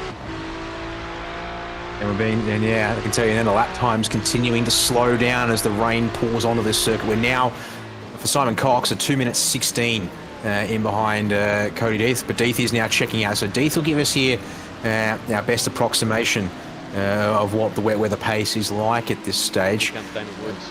Damon Woods is currently stuck behind Cox, and this shouldn't be for long, as yeah, he'll be looking to get a move on and maybe try and find a way to close up to Cody Deeth. But if anything, this is perfect for the number 3 of Deeth. He gets somebody in behind who, no offense to Simon, is definitely down the order a fair bunch, and you're holding the drivers up behind a little bit. He's got completely clear air ahead of him, apart from what his windscreen wiper has to clear off his windshield, whereas someone like Damon Woods is going to have to try and find a way past and navigate this spray for a bit. And he hasn't quite made it work at Jean de Bean this time. There's been trouble for Chip Kang at some point on this lap, further on down the order. And Nathan Gardner's gone for a tumble as well in the 28, right down the back at Cunningham Corner. So unfortunately, that puts that car now last of our runners. As and he's around. Pack. We're just talking about Chewy Kang before he's around. Nice, a second time. Coming down into the tower, and he just went around, did a bit of a spin by himself. Seth Brown as well. Troubles for the 05 machine here on screen now as well, as had a moment. So yeah, drivers now, OQC, is this the issue with drivers taking dry lines and getting themselves caught out? It's the first for GT3 Championship being on the wet, so yeah. Seth Brown got the curb was the answer. He actually drove it up and over the apex curb at Genderbeen. The car not only got slippery on the curb, but then bottomed out for good measure as well. So hopefully Seth Brown learning the lesson: if you stay away from your dry line in the wet, otherwise you will find a visit with at least the good old 360, let alone Barry R, as a one Super G would like to usually call it. Meanwhile, in front of Maloney, what do we got? Caleb Hyde's trying to get past Jacob O'Reilly, but Hyde's also clambering the curbs as now. The rain builds up, the puddles are forming here at Sebring now, so they're going to have to start searching for a bit of, again, the optimum grip here. Of course, they've got ABS to help them get it pulled up, and but they're all working off the normal line now to try and find the best place to get it pulled up here, and then drive it out as well, of course, on the power. Because as this rain continues to come down, they'll have to start working those alternate lines, start trying to find where the traction is so they're not cutting into their TC too much. Credit to Simon Cox, he's still got Damon Woods in behind him here, Aaron, as the rain comes down. It does mean Cody Death, this has gained a free 0.8 of a second on Damon Woods on that last lap, but the 56 still needs to get through to second if he wants a clear bit of road, which he hasn't gotten yet, although it might be coming now at Genderbeen. He's just done it now. Oh, was he in too hot? He's in deep. Cox will actually roll back out when he acknowledges his fight is not with the 56. So the eSports driver is through to second once again. He now has 3.8 seconds of clear air ahead of him. Is there any chance of him catching the number 3 Cody Death? We'll have to wait and see. 27 minutes to sort that one out, though. It might be. It might pay Simon Cox here to come into the pits now. Possibly get. He'll be able to get to the end. He'll have fresher, wetter tyres. Possibly. We'll see what he does here as he comes around. Turn 17, sunset. It's not really sunset at the moment. It's very wet as you go through there. If Jay, if you can jump on board with maybe Caleb Hyde's. Oh, as I say, Caleb Hyde's, I think he's just gone around. Yep, he's backwards in the middle of sunset. I can't believe I just put the commentator's curse. Oh, and he's reversed back. Oh my god! I nearly watched him just take out the field, just there. Trying to get that thing pointed in the right way. Finally in the right direction. Back in 22nd place. So we jump on board here with Hayden Sell. This is great visuals here for everyone at home. You can't see a thing. I have no idea where he is on track at the moment, and you shouldn't be able to tell. So he is driving by absolute braille. You can see the car as he comes up behind there, but as soon as they get into a bit of speed, they're going to be coming down here to the hairpin very shortly, and we'll see the what happens on the speed. The lights are doing a really good job, but yeah, that's that's hard to see at the moment, and hard to put a pass on too. You know, this is probably one of the tracks that you've got the most, most assistance from the track with this sort of runway lighting style. Yeah, the edge lights here actually giving you a very visible beacon as to where the edge of the painted lines are. Don't touch the curb. Hayden Sell hasn't been given the memo from his own teammate and Simon Chadwick, who did the exact same thing on his outlap. As we're going to go back to Caleb Hyde, I can tell you from having a quick look at this by myself before we bring up this Burling Motor Group replay, Aaron. Another driver going solo around as the rear end overloads on the bumps.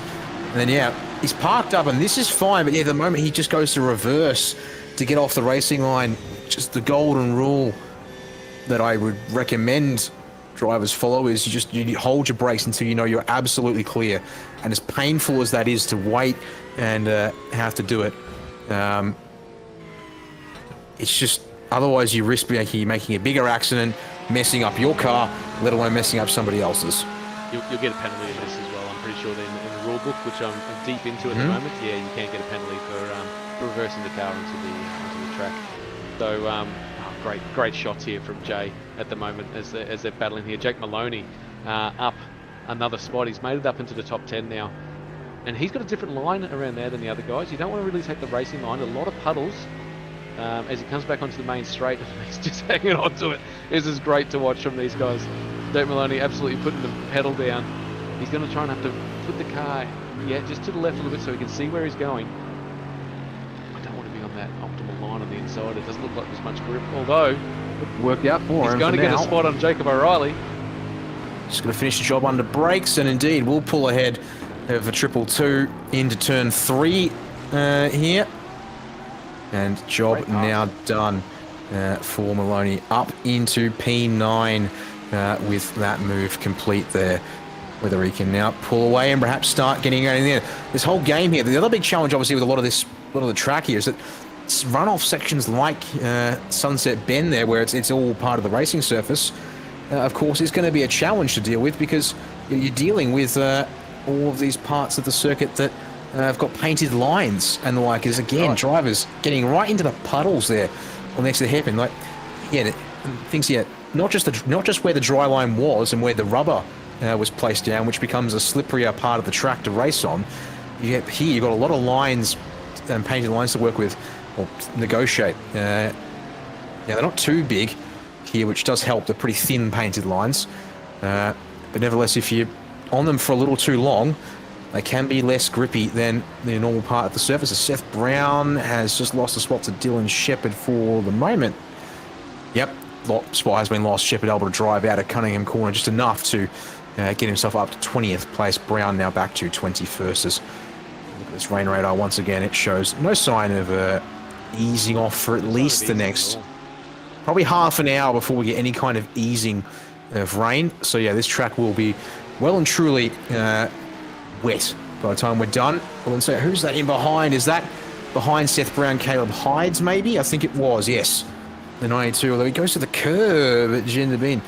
Drivers here still trying to run a dry-ish line, it seems, to open up corner entries as best as possible. So I guess credit to them for trying, but it's going to put them in all kinds of strife if they then don't find the grip they're looking for. As we'll go back up to the fight for the top 10 with O'Reilly hanging on to that last spot, and Morella wants to get off him from behind. Morella's looking really racy here at the moment. We might stay with this because he's going to make a challenge for this. Yeah, he's just got a little bit different line. He knows where to position the car. Jacob O'Reilly is literally out. That turn 1, he just got done before by Jake Maloney, and he just got done again the next lap by Morella. So yeah, Morella's got that position up into P10, puts Jacob O'Reilly into P11. He'll fight back. He'll try as hard as he can. He might be fuel saving. I see a lot of people in the chat asking about fuel. People saying maybe a splash. Even the ANZ ESeries are saying it's interesting to see who needs to take fuel still. So people in the know maybe letting us know what's going on. But I honestly think that the guys that came in on that lap early are a lap short of fuel, to be honest. And I'm trying to work out who those guys were that came in really, really early. Simon Cox is still out there. He can pit anytime he wants to try and bring it home. Who knows? He might be able to get to the end. I don't know what the fuel numbers are like. Remember, Simon Cox hasn't refueled at all, so there's almost no chance of him making it, because he's basically 4 green flag laps of fuel. Or sorry, it was 5 green or 3 green flag laps in a damp. Actually, no, they all pitted on lap 5 pretty much. So 4 flying laps at full speed in the dry, plus a transition lap in the wet there for all of them. So he owes everyone some fuel, although he's still hanging on to P3. Dylan Burst is coming up on him now for the next car in this position. We'll now see here on Suzuki. Lap 5 for all of the drivers that have pitted so far. Simon Cox sticking out as the odd one in that bunch. Now, the question of, who came in a lap early? Hayden Sell, Adam Hughes, apologies. The first car that came in a lap short relative to the rest of the field. Currently up in 8th place is the Crisscross 95. The next car, you have to look all the way down to Brad Newman. I'm going to go check that for you. Richard J. just asked me a question of being asked, overlay saying Hayden Sell was on a dry tyre in these conditions. What it says to me too. There's no way. It would seem very off. I'm going to try and look and see if we can spot it in these conditions, but it's very unlikely to be right because he's driving in pretty spots where you would drive. You would drive it if it was wet. If he is on slicks, hats off to him. We need to give him a bit of a round of applause and maybe get him in here afterwards and have a chat about that, because there's no way.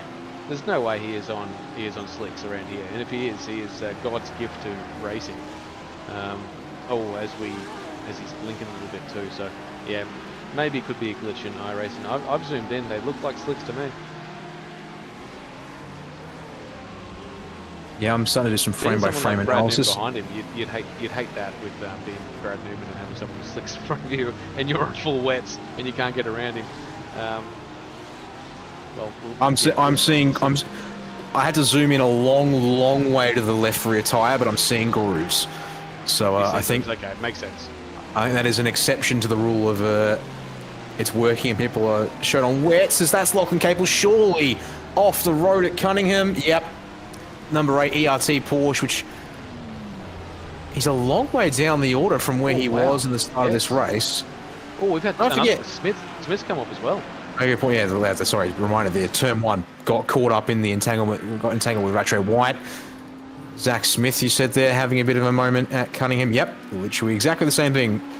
Firing off the road and having all kinds of a nightmare, as looks like for me personally, my copy of the sim has crashed. I'll be entirely reliant on the broadcast feed for the time being. Good luck with that.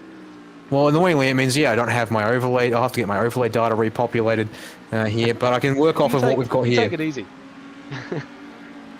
Work off what we've got here with in the battle for P10 at the moment, Morella and Boylet are locked in battle at the moment. Jake Maloney. Did Adam Hughes get up another position past... I don't know if he did or not. Oh, sorry, Jacob O'Reilly was struggling before. That's who it was. So Morello's actually gone backwards. Boylet's going to come up into P10. A little bit of a change up there into our top 10 at the moment. But out the front, Cody Deeth has got himself a 5.7 second gap over Damon Woods. And then Damon Woods is comfortably in second. Simon Cox has to pit at the moment. He's 5 seconds behind that. Then the other Clips teammate, Dylan Burse, rounds up that top 4, which will be top 3 very shortly. Very separated in the top 8, but after that it gets pretty. The battle for P10 is going to be on right to the end. We've got 17 minutes, probably about 7 laps of racing left. I reckon about 6.9 laps of racing fuel left in these things as well. So I'm really looking forward to the last couple of laps here. Who has to duck in for fuel? Who doesn't? I've had a few people in the comments telling me Sean Mick Namara said if he's on wets he'd be in the fence, and you're right, he was definitely on wets. Is there a tank cap? Yes, 50% tank cap, so technically 30 minutes to go, they can come in for fuel and get to the end on dries, but as we were saying, on wets you could probably go a little bit longer than that, maybe 2 or 3 laps longer than that. So we'll see if everyone's made the absolute strategy call and come in at the right time. Seth Brown has just turned himself around at the back there while we're on board with Jacob Todd, but Seth Brown at the back there has gone, just spun himself. I don't think he's lost any positions, but he's back on track right now. Simon Cox, let's watch for him. He's got to come into the pits. This will give us a good indication of the fuel burn for these cars. So he's coming up to the 15-minute mark. He'd want to pit now, which he hasn't. So, he might pit now. He's coming up into sunset, into turn 17. See if he just stays to the inside here. He might come into the pits. It looks like he's going to. And that's let's see where he comes out. We've got a lot of guys. Yeah, he got that thing stopped, and he'll come through for the pits. It'll put him back right down the position, probably into P20 at the moment. So we'll see how he goes for the remaining. A lot of people questionable on fuel. As we go back to, I see that you're on with Jake Maloney there, into P10. I'm sure that was the P8 before. Simon Cox still going back down the grid. And that brings everyone up just one position. It puts Morello into P10 as well. Jacob O'Reilly into P11. Simon Cox is still getting fuel, still getting service, still putting tyres on it. I hope he doesn't put dries on it. I really don't. I hope he puts wets on it. And he comes out now, and yeah, he's going to be all the way back into 23rd position, unfortunately. As we watch this battle up here with Morello on Jake Maloney, and watch this visibility absolutely disappear as they come down into the little hairpin, the right-hand hairpin. getting out of that little slipstream so we can see where he is. All these drivers should know where all the puddles are now and trying to... Oh, and Jake's gone a little wide. As Morello tries to put a move on him. He's literally on his rear bumper now. He might have to go around the outside here to get onto the inside. No, he's covering off. Jake Maloney covering off as he goes down here as they go down towards the tower. Very fast pitted racetrack as we go through here. I think if anywhere you're going to get him is into the tower, into the straight. Well, here it's all about. It is all about how you get the car set up right for this corner. So I can see now it is becoming a bit of a puddle on the inside of tower turn. The drivers try and figure out the best way around the circuit. Depending on how the cars are responding to the conditions, they're also the puddles and the dry line become quite treacherous and you just won't be able to pull it up. You won't be able to turn as Sam Sproul gets a bit of 45-degree action. And who have we got parked in the fence there? O'Reilly. The 222 machine, unfortunately, is stopped and waiting to get back going again. I think we'll see here, if I can just check, he came unstuck by himself, yes. And not another driver. I think he's taken the apex curb. Yep, he's pulled it up on the curb in the wet. That's an absolute no-go. And he is done. There's a... Oh, apologies there. Looks like we've had a moment there. We're on board, I believe, with one of our Porsches, which should be Brad Newman. Yes, it looks like it is Brad Newman. He's chasing down Zach Smith. You have to ignore it saying P1. Go by the tower saying P14. Newman taking that pit lane start at the beginning of the race. Seems to cause a bit of a confusion amongst things there, but he's going to get to the inside of Smith on the exit of turn 1. That should be his spot now as we come up to turn 3. But Smith, outbrakes himself, contact with Jacob Todd, and Newman doesn't want to give it up. They're going to be both in the grass as a result of that one there. Smith loses out the most. It'll be, then a check up as Shepherd tries to get past, but Newman's going to try and give the spot back potentially there for a moment. But can't, because Shepherd was trying to come through at race pace. I just looked at one of the cars in the background. Caleb Hydes has come in for a splash of fuel. So it's one of the guys that could not make it on fuel. Let's see who else has to come in for a splash and dash. But that's one of them that has to had to eat humble pie and go right to the back of the field and see what he can do. And hopefully some other people are a bit short on fuel as well. Morello is going to get this done on Jake Maloney around the outside. Yeah, he got it done. We got that on the live stream as well. So he's been pushing for ages with that one, and Morello actually got it done, which is awesome. Shepherd and Newman! Oh no! The 43 machine! That's Dylan Shepherd, Brad Newman around. Oh, they will not be happy.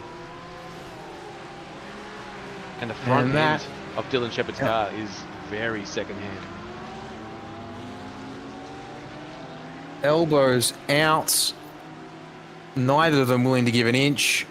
And as a result, both of them in the fence, although Shepherd more so than Newman. Newman's car getting the... So Dylan Shepherd around the outside, Brad Newman at Cunningham corner, and then forced the issue up the inside, and then both cars here, well, I wouldn't say it was Shepherd running wide, because today it looks like it actually hits the contact with Newman. It drags his car across the nose of the number 2. The only way that ended up then as a result was going to be in the fence. So yeah, both cars mechanical black flags. They will have to go back to the pits to fix things up for themselves. Which is going to be a limp home run here. On board with, I believe this was Zach Smith at the time, in behind. Contact once, and then they get through here. Shepherd runs the tiniest bit wide, but even then we even lose it in the spray. Just the cars get locked together at the axles. To be honest, I think the biggest problem is the cars just get locked together. And the moment they get locked together, Shepherd's car does not turn left like he needs it to or wants it to. And without Newman willing to back out of it, because Shepherd can't really back out once he's hooked on, the end result there is, both cars fire into the fence. So they'll take a quick repair. I think probably for both of them, they'll probably follow Caleb Hyde's example and splash some fuel. No, Shepherd's going to do some extended repairs here. Oh, he hasn't enabled... It looks like he didn't toggle the fast repair because Newman's back out and away. And being reminded he had to use it earlier in the race. And that's why he looks to be done as Jacob Todd. Takes slapper.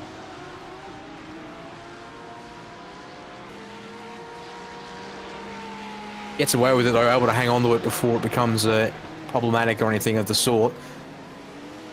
We might want to go back to the race lead. Yeah, I think top Simon, two if we can. Simon Nicholson and yeah, the race lead. It's really heating up at the front there. But Simon Nicholson on Dylan Burse, it's happening. Simon's is very racy at the moment on Dylan, and you're right. Damon Woods has found seconds in lap time. So we'll have to find out what's going on here. I think Damon Woods is about a second quicker at the moment around in the wet than Cody Deeth, and we've still got probably 5 laps left. Pace is slowing down in these conditions. We'll be saving question fuel, is, I'm telling you. Yeah, is this Deeth trying to? Yeah, he had the margin. Slow the race up, maybe trim a lap off the race total, so he doesn't have to come to the pits. Because he is about a second and change, so I was going to go back to that last lap with Jacob Todd on board with him now in the Australian Esports going to just talking this Ferrari 296 spools up, finds a bit of a puddle or something as well to boot, and that's done as Nicholson's made the move on Dylan Burse for P3. He's done it. That's been happening for the last few laps, and his pace is just fantastic in the wet. You'll see the times. Big wide.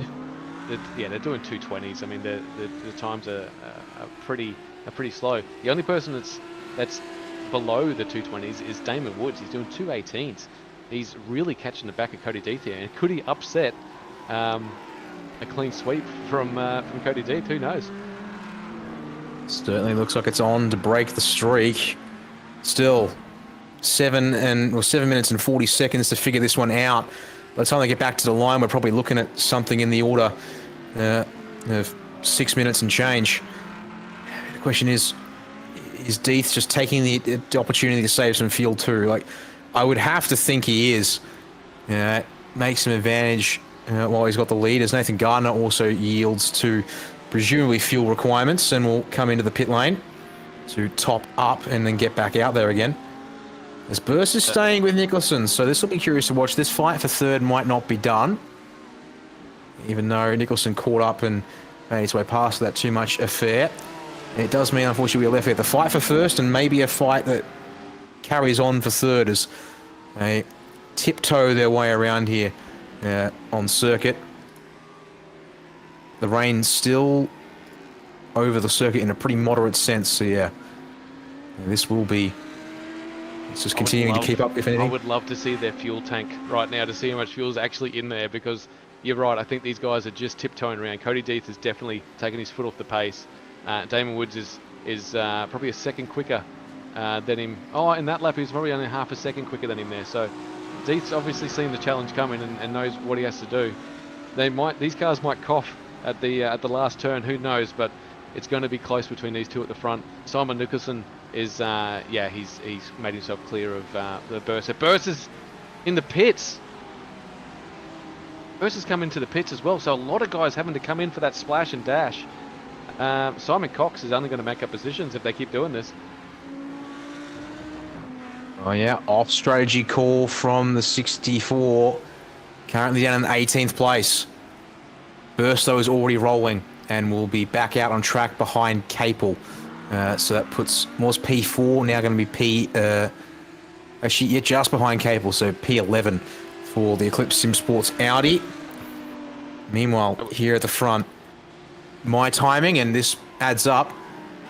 We're going to have this lap and 2 more left on time here tonight. So the question is, does Cody Deeth have 2.5 laps of fuel at this pace in him? Does Damon Woods have the fuel in the car at this pace? Because as you said, it's been quicker consistently in this back half of the race once he finally got clear.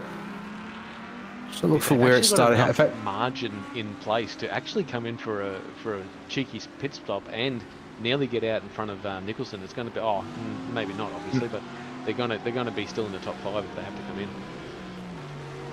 in. Let's see. Burse was right behind Nicholson, came in.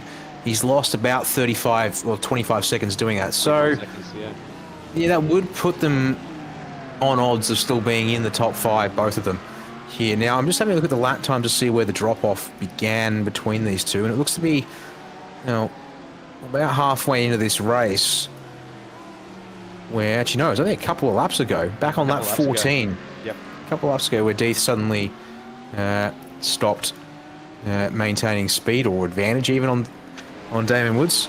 So both of them going to carry on. So they're going to get to the penultimate lap here without needing to refuel on top of what they added with the tyre change.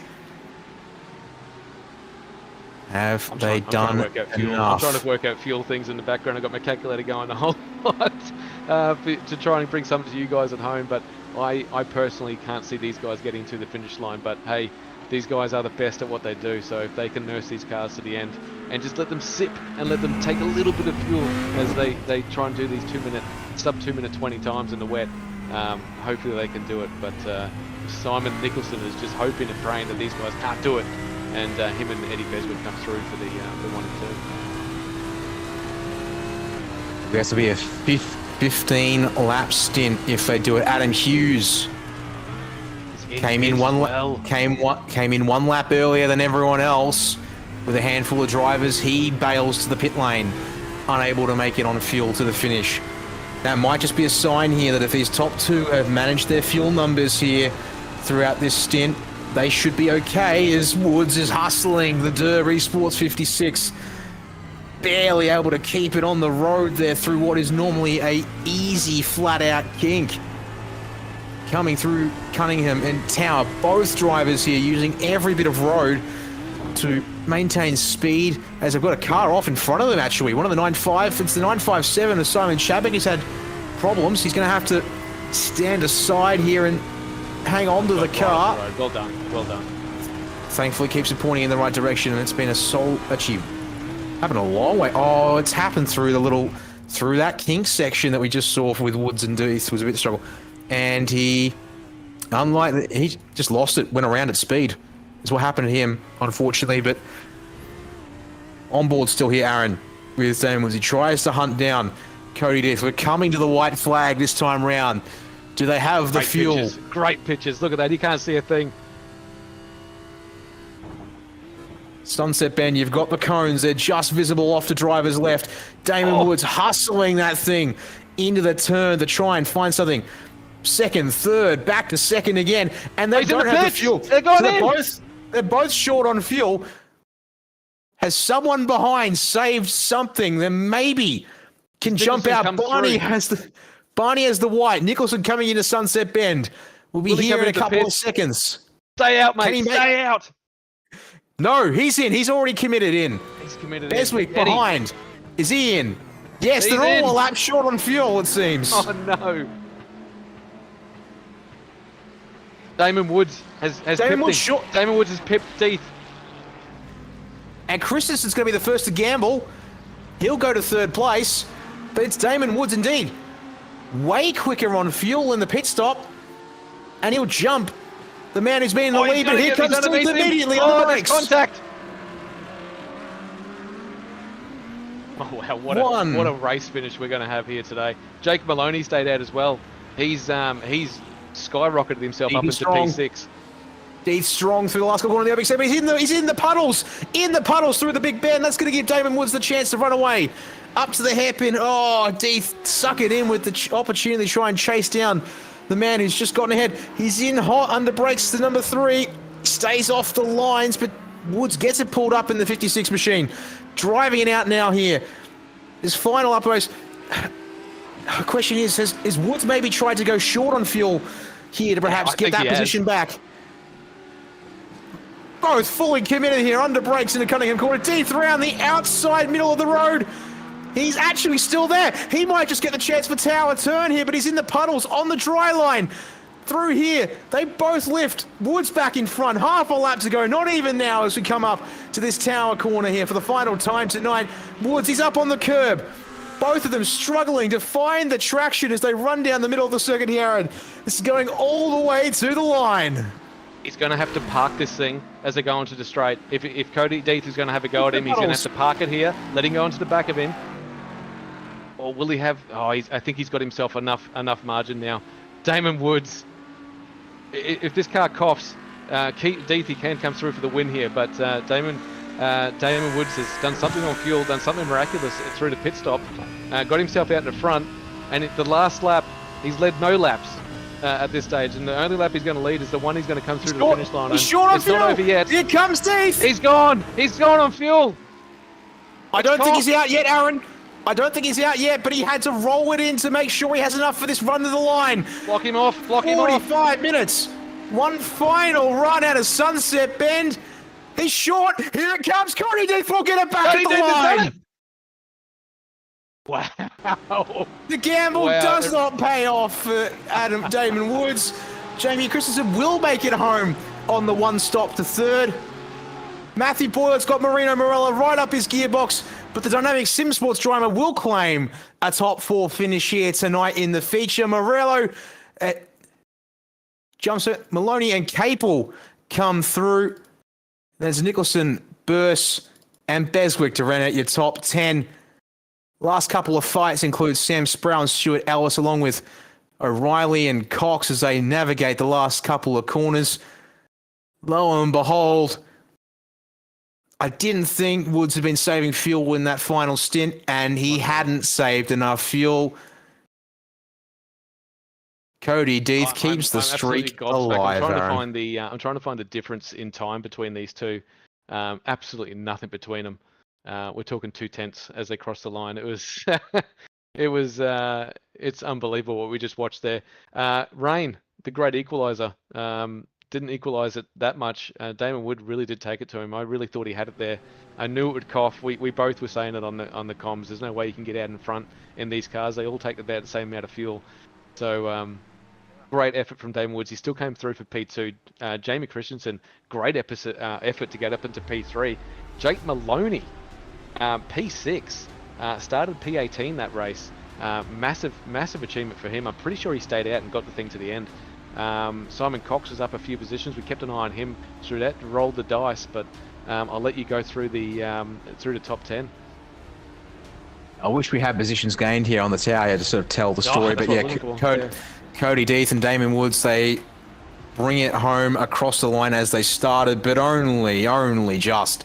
There, Damon's gamble on fuel doesn't pay off for him in the end. Jamie Christensen, though, does make it on the one stop with the change from dry to wet tyres to bring it home in third place tonight. Matthew Boyle just a 10th ahead of Marino Morello to round out your top 5, and then not too far behind at all. Jake Maloney up 12 spots to P6. Actually, it was Matthew Boyle, I should add, as an addition, who gained the most places tonight from 20th to 4th in that feature.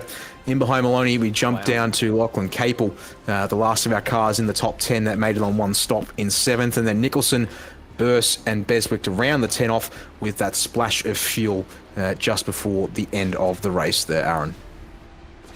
As we go through to this next 20, Todd was one of those guys that stayed out there for only did one stop, got to P11. I'm not sure where he started there, but he had a really good race. Adam Hughes in P12 in the crisscross racing, the blackout guys there. Samuel Sproul, Dynamic Sim Sports representing there in P14 with Stuart Ellis. Jacob O'Reilly was in the wars. We kept on seeing him battling. Struggling in the wet there, came home in P15. He'll be happy with that. Simon Cox, massive gamble, paid off anyway. He made some positions, good points for him in the BMA entry. Hayden Sell, Hens was in it. I honestly thought he'd be up the front there. He had a massive spill, I think, with one of the drivers. I think Smith was one of the drivers he had contact with, so he put him down the back of the grid. Which is Zachary Smith behind him there as well. And Lobs Esport, we saw Brad Newman get tangled up there at the end of that race as well into P20. The last couple of drivers across the line, unfortunately for them, bit of a rough night out for Caleb Hides. They're the last of our Clips drivers on the order here tonight, ahead of Ryan Houlihan there in 22nd. Zach Ratcho White and Chu Kang, unfortunately, coming unstuck. For Chu Kang in particular, several occasions for him, but does stay on the lead lap, as does Nathan Gardner, to round out your 25 finishers who stayed on the lead lap. Simon Chadwick there, lapped late in the piece, and then Dylan Shepherd and Seth Brown, your two drivers who didn't make it to the finish by the looks of things, and that is our results here at the end of the night. And going to bring in our interviews now for the post-race discussions. And, well, by the barest of margins, as it turned out for Cody Death, still, though, able to do it once again to keep the streak rolling. And when you come out of the pits there on that last lap, when you're a lap short on fuel and suddenly Damon's tried the gamble on going less fuel than you to make it home, how sure were you that he was probably going to struggle there towards the end to be able to keep his foot in it?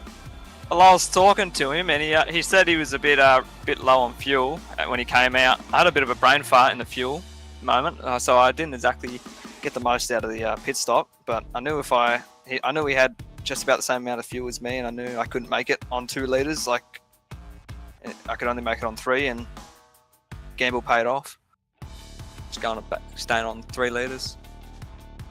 I mean, for a couple of times there, I thought maybe just as you tried to get back up to speed and try and challenge him early in the lap, you'd just put yourself in the tiniest wrong spot to get it all done. But then all of a sudden you come off of a Le Mans corner onto the back straight for the final time, and Damon just had to start rolling there to have just enough fuel to try and challenge you to the line. But then in the end, it still wasn't quite enough. You're able to get past him there and keep it going. 8 races in this championship, 8 wins for you to keep that streak going here. Yeah, I'm pretty happy with it. Just got to keep up the momentum. It seems to be going pretty good at the moment, so I just got to keep doing what I'm doing. It's certainly working like a charm for you. And, well, we're taking one of these short breaks in the calendar. Come back in 2 weeks' time to continue the series and cross the halfway mark. Round 5 will keep us here in America at Laguna Seca. Quite the different circuit, that's for sure. And no clue what that weather will be at this stage. So what do we think about just the general concept of GT3 going to be like around there for a 15:45 2-race format like we've seen here all season long so far? I think it's going to be a pretty interesting. I know a lot of people probably haven't driven that track in quite a long time because it's not a very well used track on the service, but it'll be interesting to see how it goes and how the balanced performance is there. Well, unfortunately, it will be a 2-week wait to find out, but nevertheless, we look forward all the same to doing it because, well, that's just about been our most exciting race to watch over here. Aaron, any quick questions for Cody before we hand off to wrap things up here I don't with have him any tonight? quick questions. I just have an announcement to make to you, Cody Death. You are now the ring specialist. You've done nice. all the rings. You've done Sebring tonight. You did Nürburgring ring, Red Bull ring, Hockenheim ring. You're officially the ring man. So hope that sticks. That'll be a nickname for a little bit longer. And congratulations on the win, mate. Yeah, thanks for that. It's pretty cool title there, I guess. Yeah, the ring. I'm sure it is. Oh, the boys won't hold it against you at all. No, not at all. They're good lads. Enjoy your night, mate. Hey, give us a shout out too, mate. We know you've been on here enough times. Keep it rolling. Yeah, cheers for that. Just like to thank Eclipse Sim Sports and all the boys in there. Working hard, getting a bit of practice in before the race. 5-6 sim coaching, of course. Damon Woods, he's got a really good gig going over there. Thanks to parents, ANZ, Motorsport Australia, and all the sponsors back in the series. It's really well run at the moment, and hope to keep racing in. Well said, Cody. Thanks for joining us, mate. Go get some champagne. Enjoy your evening and have a good weekend, mate. Thank you, guys. You too. Have a good one. Well, let's get Damon Woods hopefully in here. Yes, Damon Woods. We said he was going to take it to the to Cody Death, and he almost did. Nearly getting him at the line there. But Damon Woods, what a race! You made it exciting for us. Thanks very much, mate. Yeah, that was one of the closest and most eventful finishes I've had in a long time. Like, I underfueled a leader just to try and get in front of Cody, just to maybe give myself a chance at the victory. But yeah, fell short, unfortunately. Yeah, started coughing out of the last corner and tried to go for a cheeky block, but didn't give me enough of a push to get across the line. Get across the line in front of him. So yeah, it was an exciting end to the race, and yeah, I was hoping we won't have to go for another stop because yeah, the pace was pretty good, and yeah, the rain really helped my situation. I was a fair way behind after the whole pit stops, so yeah, it was an eventful night, that's for sure. Your pace after that pit stop, once you got past Simon Cox, You were rapid after that. There was 3 laps there that you were about 2 seconds quicker than Cody Deeth. I think he might have been saving fuel, possibly, trying to get to the end. I don't think you were saving fuel at all, Damon. Saving fuel wasn't even on my cards. I think, Cody definitely was saving fuel, for a couple laps to try it, to see how much he could save per lap. It wasn't enough. And in that time, I gained a heap of time on him, and then got right within a second of him, and probably would have thrown an absolute savage bomb on the last lap just to maybe give myself a prospect of winning. But it was, like I said, a very, very fun race, and those wet conditions really shake the entire field up. So very glad iRacing has brought the new weather system in. It's made has made for a different aspect of racing for sure. Yeah, where you were positioned in the car was a bit different to everyone else as well. So obviously you got your head around it, which is great. The racing tonight was fantastic. Not only from you and up the front there, but everyone through the paddock was some great racing to watch, and probably one that you'd probably want to rewatch a few times, especially with you guys at the front. Thanks for jumping on board, Damon. You're one of our wild cards. We might see you in the future. Oh, well, if I can make all the rounds in the future, I mean, it was unfortunate. I'd planned to do the entire series, but the Saturday night clashes really screwed with the real life schedule. So the last 4 rounds I've been at a racetrack each one. So it's made it a bit annoying. So I wanted to commit to the series, but definitely for the future rounds I'll be able to definitely hop on board and have a crack. I'm looking forward to seeing you there and taking it to the ring specialist, we're calling him now, Cody Deeth, for remaining of the series. Mate, give us a shout out while you're on here. You've got the world in front of the big stick now. Just like to thank the boys at Door Esports, VRS for all their support as well, Recaro Seats, JBL, Tailored Rig, Rema Sportswear, SX Group, and also want to plug my coaching, 5-6 sim coaching. So we're on the Eclipse cars as well, and I think on Simon Cox's car as well. So done a bit of work with him, and if anyone wants some coaching, give us a look on Facebook and be able to sort you out. Or a cheeky little plug, I like that. It was the second time we've heard the 5-6 coaching being mentioned tonight. So thanks, Damon Woods. I look forward to seeing you again, and probably going to see you in the commentary box again as well. So thanks for racing, mate. Thank you. Have a good night. We might bring in Jamie Christensen, because I bet you he is super excited at the moment. Sitting outside in the rain, he's probably wet as hell right now, because there's only enough room in here for just me and you, Dan, normally. I'll let you take the interview with Jamie, because I already know what he's going to say. Well, interested to hear that one indeed then. But congratulations, Jamie. First time, I think, for the season on the podium here in the ANZ ESeries GT3 National Championship, and came out as the first car to make it home on the one stopper with that change from dry tyres to wet, whereas a couple of cars around you couldn't make it on fuel. Just in that first question, how tight was it for you there in the Vermilion Ferrari? It actually wasn't that tight on fuel, because I was burning a lot less fuel in the wet than I would in the dry, but I saw that I could save maybe like 4 litres, 10 laps before the end of the race. So I tried it, and I think a few of the other boys tried it as well, and it all worked for us. So I think I ended the race with a litre extra than I should have. Well, interesting to note that one. Looking at the pit stops, a lot of cars, but you split about half and half, the field versus field didn't pit versus field who did pit. And I mean, because we heard from the top 2 that, well, for Damon Woods, he didn't think about fuel saving. For Deeth, he ended up just a tiny bit short of making it home. So interesting to know, you said you had no concerns about making it home with the fuel burn that you were running out there in those wet conditions. But to be honest, in that feature race there, for us, it was sort of a bit of a quiet drive for you, even though you came up from P7. What was it like there working through the pack as the rain started coming down?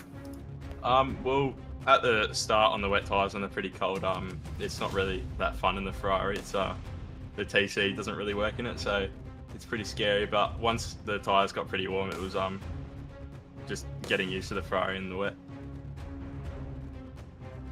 Yeah, we did see a couple of times, the torquey engine that this thing has, thanks to being turbocharged and the like, definitely makes it a bit of a handful, even in the lower, and just trying to drive it out of the lower speed stuff. So, that certainly sounds about right to be expected, but worked out pretty good indeed for you there in the end. But series takes a week off. We come back in 2 weeks' time. Laguna Seca is our next place of action for this series. What do you think that's going to look like for the field once we get around to that one? They're a bit smaller, a bit more twisty, and going to reward drivers who can really find some stuff in the corners there. Well, I'm expecting every Ferrari and every Mercedes, or just Jake Maloney, to be at the back, just off the fact that it's all corners, no straights. Yeah, it's exactly right. He's got a point there. There's we did bring up the fact that balance of performance might be a bigger issue when it comes to that track, but only time will tell. I mean, the Hymo setups that are there at the moment are bloody good. So we always have different manufacturers up there in the top 10. So I don't know. Time will tell. Don't count your chickens yet, mate. I think you'll have some sort of shot. Just want to talk to you, Jamie. That result might actually put you up into P3 in the championship, possibly. I'm not quite sure, but it's going to be very, very tight there.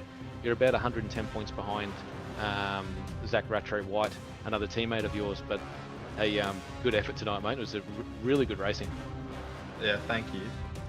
He didn't really have the greatest of starts into the second race. I'm pretty sure he had an incident at the start, so that would have helped for the points. Exactly right, but you got to be in there. You got to have your nose clean to win these races, and you almost did it, mate. You had a leader left. You might have been able to push it just a little bit further to get in front of those pit stops. But great racing from you. Great result from the Vermilion team as well.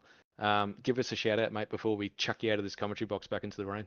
Well, I'd like to thank all the boys at Vermilion Motorsports and Doing OK Motorsports. You know, they merged recently, so that's pretty cool.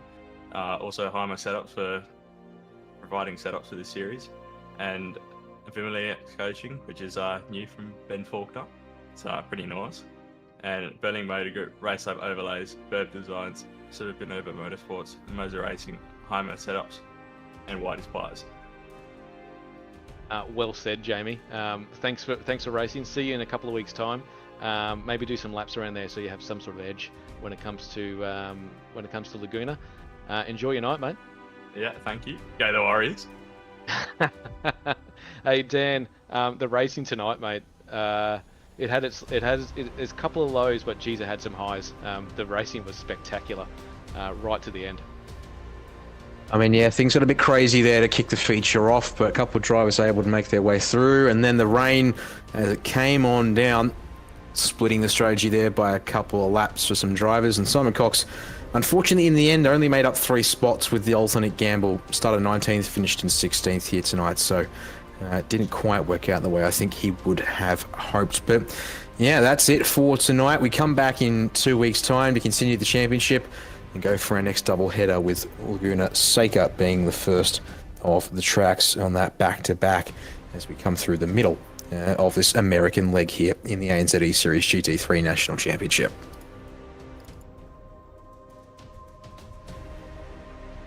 Well, if that's all said and done, Aaron, I think in that case we might just call it there for the night. And I just want to say big thanks to everyone who's been watching along with us here across all of the platforms, be it SimSpeed or Motorsport Australia. Hope you've enjoyed the racing. Hope you look forward to round number 5 when we get back in action on the 20th of April. Do note the time zone change to Australian Eastern Standard Time from daylight time. Well, that's if you're here from a southeastern state, that is, at least.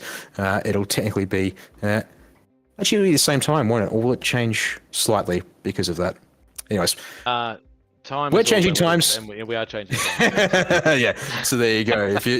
If you're like me and you come from Victoria, for example, and actually same thing with Jay Kennedy, 1 hour earlier is when. How about that? Like, you can even pay attention and put it back up on screen. I really should look at that number perhaps, but that'll do us for tonight. Aaron, any closing words from you to end things here tonight? I just want to give a huge thanks to our sponsors. I didn't get through that tonight. We had Hymo that does all the setups for us.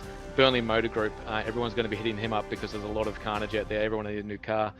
Trophy Hub, look forward to seeing those trophies at the end of this season. First Take Photography, they've jumped on board with us as well. Based in WA, hit them up as well if you need some photography done. Motorsport Australia, thank you. You guys have been fantastic. And if you want the best overlays, go to Race Labs Overlays. I should say Race Labs. I'm not allowed to say overlays. Thank you for spending your Saturday night with us, guys, and spending your time with us gibberers. You've been watching the 2024 ANZ GT3 National Championship. From Dan, Jay, and myself, massive thank you for your support, and look forward to seeing you next round at Laguna Seca. Toodles!